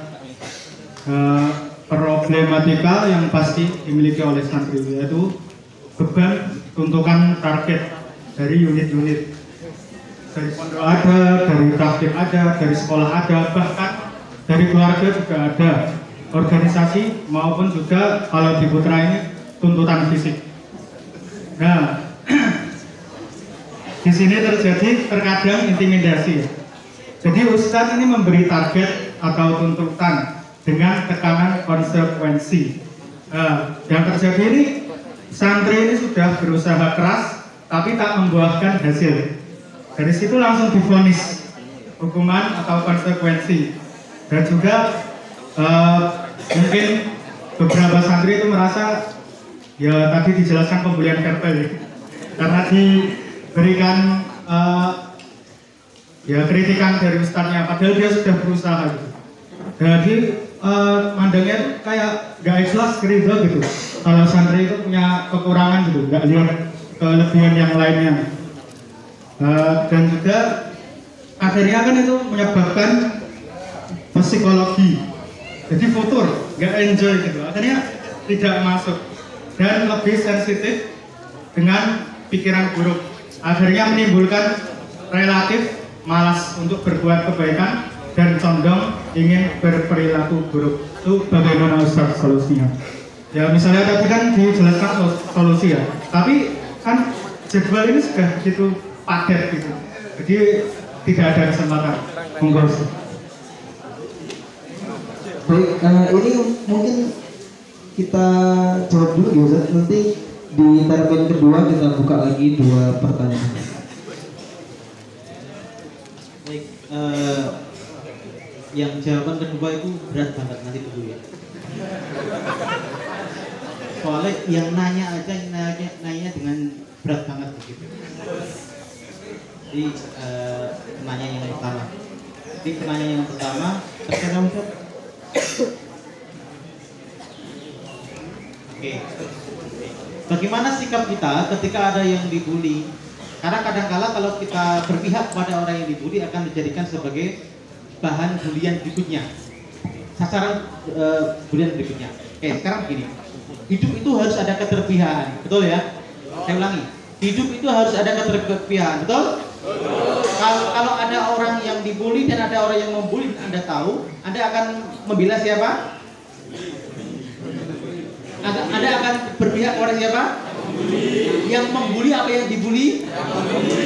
Nah, berarti ada sama aja. Kalau kita berpihak kepada yang kuat karena dia bisa membuli orang lain, berarti keterpihakan Anda adalah kepada kezaliman, kan sama aja ya. Apalagi Anda ikut nutupin, oh dia gak bully kok Ustaz, padahal Anda tahu dia itu membuli, berarti Anda ikut zalim, betul? Betul tidak? Sekarang kita ngomongin keterpihakan. Sekarang, apa sih resikonya kalau kita berpihak kepada orang yang dibully? Resikonya satu, kita akan dijauhi dia. Ketika Anda dijauhi dia, kira-kira Anda merasa rugi nggak? Tidak diajak berteman pada orang yang suka bully, Anda rugi nggak? Enggak, justru posisi kita jelas. Saya posisinya orang baik, saya posisinya orang yang tidak bisa diajak kompromi oleh orang-orang membuli. Jelas posisi Anda, betul? Ketika ada resiko berikutnya, resikonya nanti kalau nggak diajak main, ya nggak apa-apa. Resiko berikutnya nanti kalau nanti genggengan kita nggak diajak ke sana, ya udah apa-apa. Selama masih Anda bisa kelola, is okay. Tetapi permasalahannya jika kita nggak bisa ngelola, sudah mengarah kepada fisik, mengarah kepada berulang-ulang menerus, maka perlu ada komunikasi kepada ustadz-ustadzah. Itu yang penting. Tapi hidup ini harus ada keterpihakan. Jangan sampai Anda mengatakan aku kayaknya absen lah. saya kayaknya nggak berpihak, nggak bisa. Hidup ini harus ada keterbukaan. Ada mau berpihak kepada orang yang membuli, apa yang dibully, ini pilihan.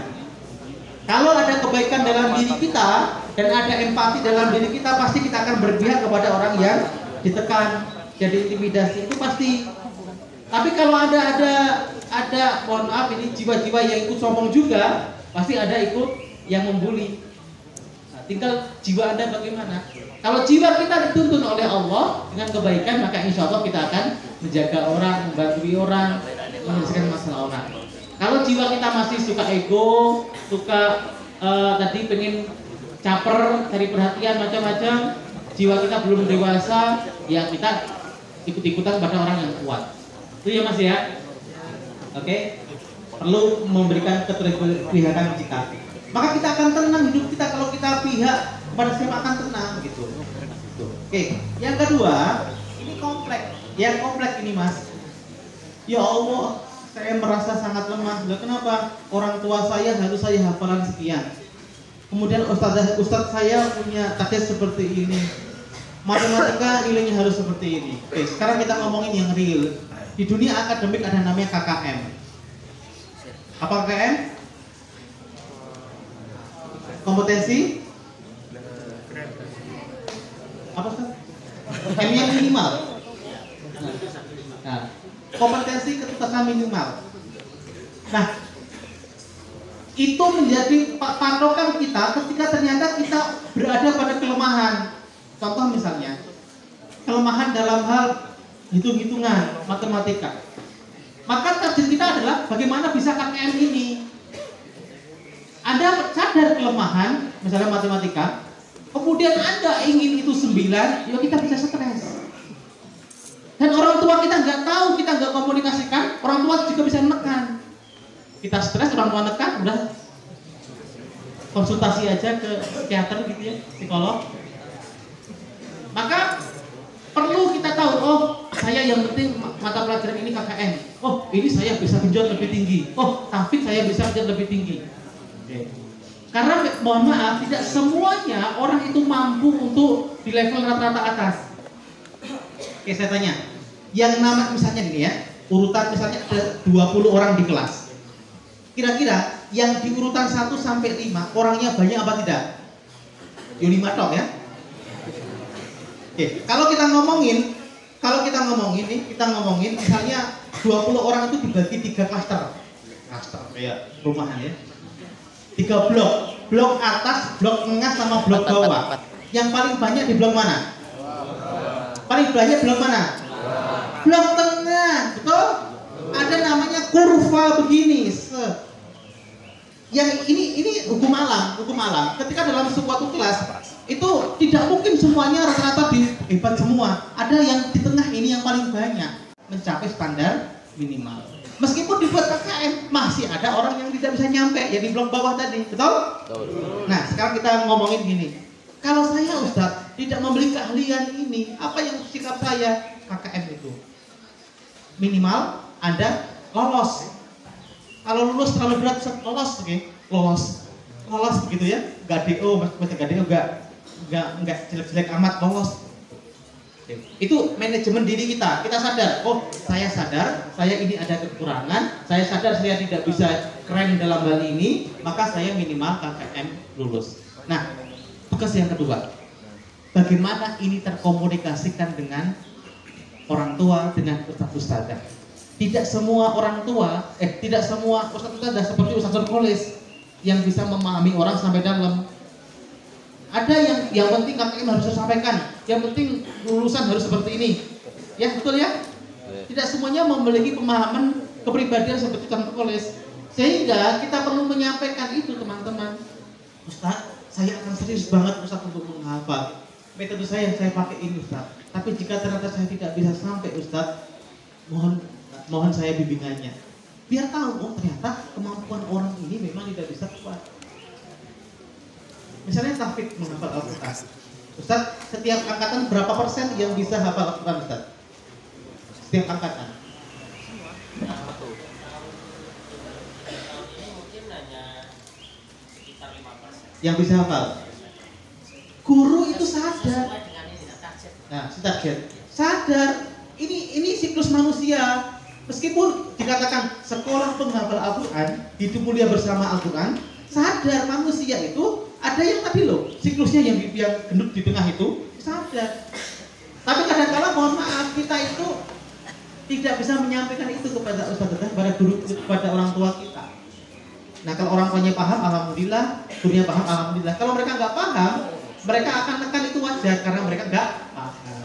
Sehingga tadi yang pertama Mas, kita ketahui diri kita, mana yang kita harus betul-betul maksimal, mana yang kita bisa standar KKM. Yang kedua, kita bisa komunikasi. Kalau kita sudah tahu mana yang bisa maksimal dan mana yang minimal KKM, maka kita bisa ngomong sama orang tua, belum hasil ujian saya memang akhirnya begini, kemampuan saya memang areanya di area thinking apa mikir ya, suka mikir, tapi area sosial saya nggak kuat, hasilnya ini. Oh ternyata bisa KKM minimal. Oh yang mikir-mikir misalnya IPA, matematika, fisika ternyata kuat banget. Jadi kita akan lebih enak begitu. Ini strategi Mas ya. Tapi insya Allah semoga guru kita nggak ada niat untuk membuli. Itu sebenarnya rasa sayangnya, tapi yang tidak tepat begitu ya. Gitu. Kadang-kala ingin menyemangati kita, ternyata kita bukan orang yang tepat untuk dengan cara itu. Kadang-kala begitu. Jadi teman-teman harus bisa memaafkan siapapun yang ternyata memperlakukan kita yang kurang tepat. Karena begini, ini ada ilmu sendiri, ilmu psikologi banget. Ilmu ini harus kuliah 2 SKS. Tentang pemaafan. Ini ilmu dalam banget, pemaafan. Orang yang belum bisa memaafkan sesuatu, ia belum selesai untuk bisa berkembang. Anda yang tidak bisa memaafkan cara mendidik orang tua yang tidak Anda sukai, maka selamanya Anda tidak bisa menjadi anak yang baik. Tidak selamanya Anda bisa membalas kebaikan orang tua. Karena apa? Belum bisa memaafkan. Ada yang belum bisa memaafkan perlakuan teman Anda meskipun dia sudah minta maaf, selamanya kita tidak akan bisa berteman dengan dia. Betul? Ilmu pemaafan. Dan ilmu ini perlu kita renungkan. Ngapain sih saya harus membalas dendam? Ngapain sih saya harus ikut julitin orang? Ngapain sih saya harus ikut ngeprank orang? Ngapain sih saya harus tidak menerima perlakuan orang tua atau cara mendidik orang tua kepada saya? Nah, perlu kita renungkan dan perlu kita tunjukkan, ya Allah, saya ikhlas apa yang Engkau timpakan pada hamba-Mu ini dan saya memaafkan semuanya. Ilmu pemaafan namanya, ilmu mahal. Jadi harus diterapkan. Begitu ya Mas? Meskipun harus ada pemaafan, tapi perlu dibuat strategi. Mulai dari saya jago dalam hal ini, saya harus unggul. Ini nggak terlalu jago, minimal KKM. Yang kedua, saya harus komunikasi biar orang lain tahu dan tidak lagi membuli saya, tidak lagi menekan saya terlalu berlebihan. Saya kira begitu. Saya kembali pada Ustaz. Baik, karena saya lihat ini antusiasnya sangat tinggi ya. Gak apa-apa bisa ditambah beberapa pertanyaan. Monggo silahkan MC bisa membantu. Kemudian nanti setelah ini Putri 2 pertanyaan. Oke, siap. Bisa berdiri. Kemudian tolong pertanyaannya jangan muter-muter ya, to the point aja. Monggo. Rohan dulu.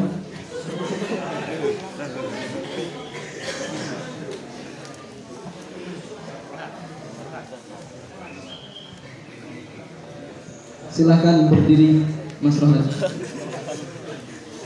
Berdiri.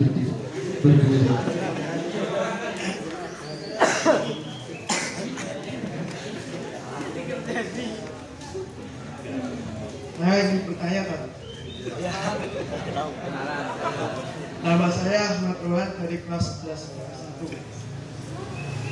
Saya mengambil pertanyaan dari pengertian solusi tadi yang nomor 3. Tetapi bagaimana jika di sini saja tidak ada alat dan sarana untuk mengasah konvensi bagaimana? Sekian.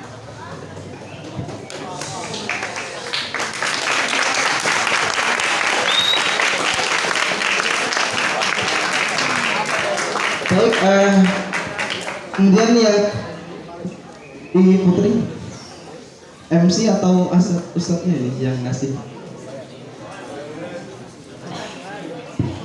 Monggo bisa berdiri dan memperkenalkan diri gitu. Dan to the point.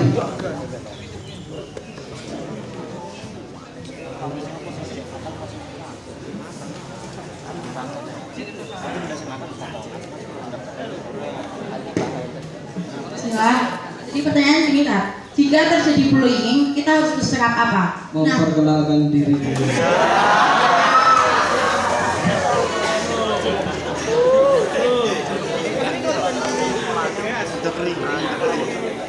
Bismillah, perkenalkan nama saya Fatmatul Zahra bin Ustaz dari kelas 12.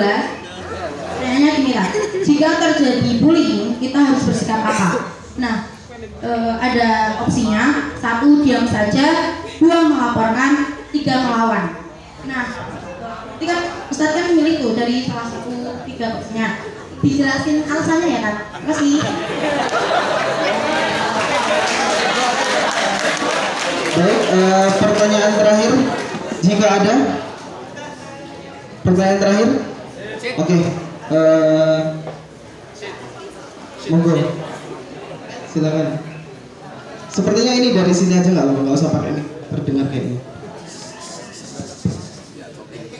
Berdiri. Assalamualaikum warahmatullahi wabarakatuh. Perkenalkan, nama saya Jepara Jauhi dari kelas 12 Mungkin sedikit pertanyaan tentang masalah di negara kita. Tentang di ranah kita sering terjadinya pembulian. Lalu yang dibully merasa diam saja. Kemudian ketika sudah lama merasa diam, dia membalasnya dengan yang dibully itu secara berlebihan. Kemudian sampai di ranah ke pidana, yaitu bisa sampai dijebloskan ke penjara. Untuk dari sini itu yang salah, kita yang membuli atau kita yang membalas? Karena kita yang membalas karena yang dibully secara berlebihan, kemudian kita diam, lalu sampai ke ranah pidana hingga terjeblosan ke penjara. Mungkin itu saja. Wassalamualaikum warahmatullahi wabarakatuh. Oke, dari yang nomor 3, semuanya salah. Dan antara pembuli dan si bully sebenarnya mereka semuanya korban. Mereka semuanya salah dan semuanya korban. Mengapa saya mengatakan semuanya salah? Karena ketika orang dibully, ketika dia pembuli dia salah, oke ya. Kemudian ketika dibully kemudian dia tidak bisa, kalau bahasa kerennya itu menyembuhkan rasa sakitnya itu menjadi sesuatu yang positif, maka akhirnya dia membuli balik dengan membalas dendam. Balas dendam pun salah kan? Jadi dua-duanya salah. Nah, sehingga apa yang harus dilakukan? Maka yang harus dilakukan adalah orang yang dibully bagaimana ia betul-betul menjadi pribadi yang tegar. Adakah bulian bisa dinetralkan? Ada, kayak tadi kamu kayak siput, asik siput yang naik motornya Rossi. Akhirnya itu tidak menjadi bulian. Kamu itu loh, kalau ngomong lambat tidak apa-apa, asal selamat. Mengapa ia mengatakan demikian? Karena mentalnya kuat. Biasanya orang yang membalas dendam karena dibully itu karena mentalnya lemah di awal. Mentalnya lemah, kemudian dia ia membalas membuli. Sehingga kalau ditanya siapa yang salah, dua-duanya salah. Membuli adalah kesalahan, balas dendam adalah kesalahan.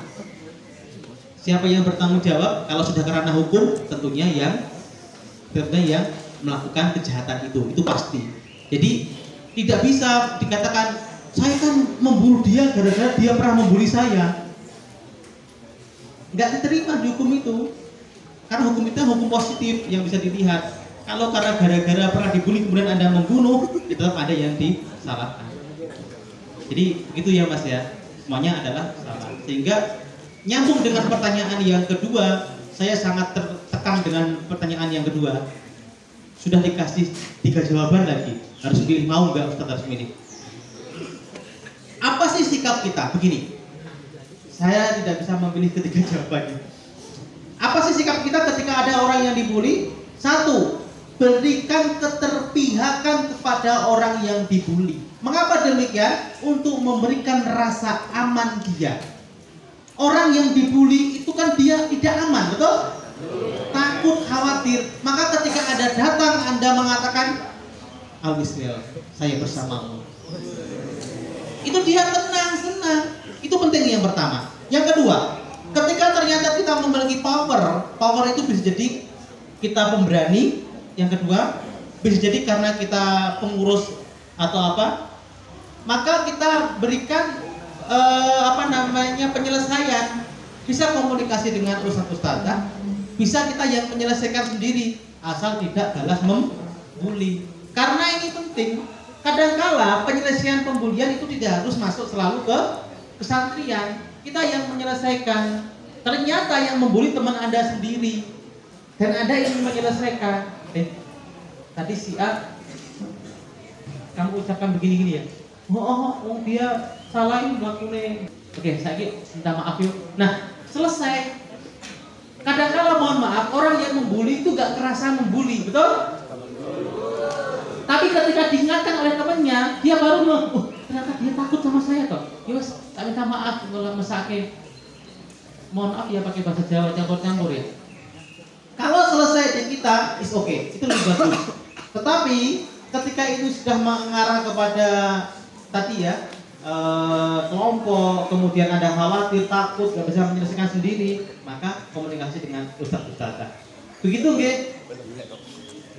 Mbak yang tanya di belakang yang sangat cepat sekali. Nah, nanti belajar A, I, U, E, O biar tenang hidupnya. Saya sedang ngomong Ustadz, bertanya, gitu ya. Ditata kan? Saya pernah seperti Mbak itu. Kalau ngomong itu cepat pengennya. Nah, akhirnya harus berlatih tentang public speaking. Akhirnya bermanfaat, ngomongnya lebih tertata.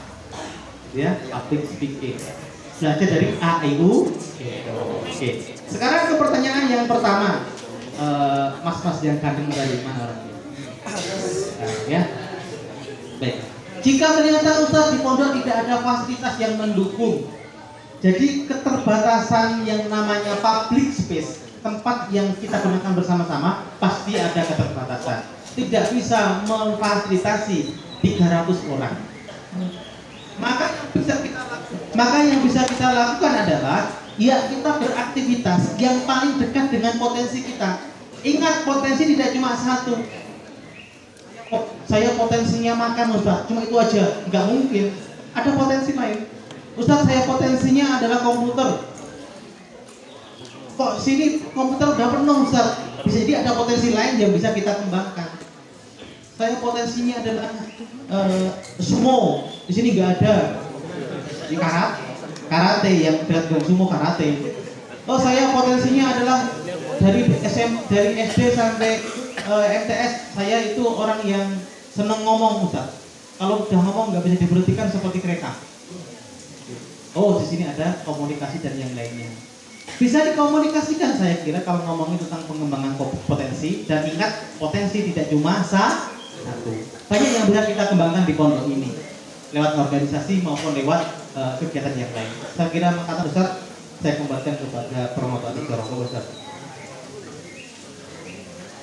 Baik, tepuk tangan yang meriah untuk narasumber ini.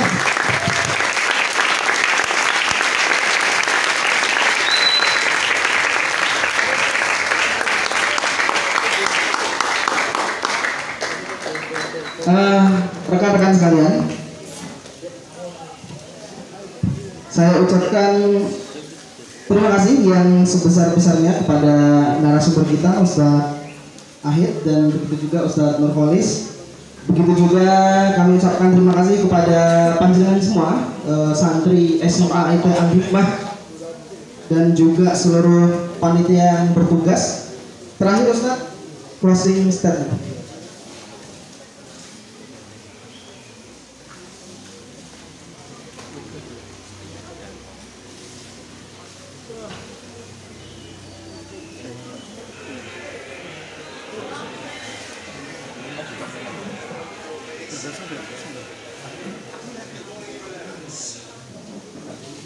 Ya. Tiap manusia memiliki jalan suksesnya masing. Bisa jadi Allah menurunkan kita ke muka bumi ini ada yang menjadi ulama. Bisa jadi di antara kita ada yang akan menjadi seorang pemimpin negeri ini. Bisa jadi kita sekarang terlihat seperti anak pondok, tapi ternyata kita ada bibit-bibit menjadi seorang pengusaha. Bisa juga di antara kita nanti akan ada pembela-pembela wanita yang menjaga marwah para wanita. Ingat, setiap manusia memiliki jalan suksesnya masing-masing. Jangan membandingkan diri kita dengan kesuksesan orang lain. Jangan menjadikan kelebihan orang lain menjadi ratapan keluhan diri kita. Ingat, diri kita memiliki kelebihan, Allah pasti dan pasti membekali diri kita untuk bisa sukses. Pasti. Tidak mungkin luput penciptaan Allah dari bekal yang akan menjadikan jalan sukses kita. Maka percaya kepada Allah, percaya kepada diri kita, maka insya Allah kita akan menemukan jalan sukses kita masing-masing. Jangan sampai karena bullying menjadikan jalan kita terhenti. Jangan sampai karena bullying menjadikan jalan sukses kita terhambat. Biarlah kita melaju dengan diri kita, dengan cara kita, dan dengan bimbingan Allah Subhanahu wa Ta'ala. Demikian dari saya. Assalamualaikum warahmatullahi wabarakatuh.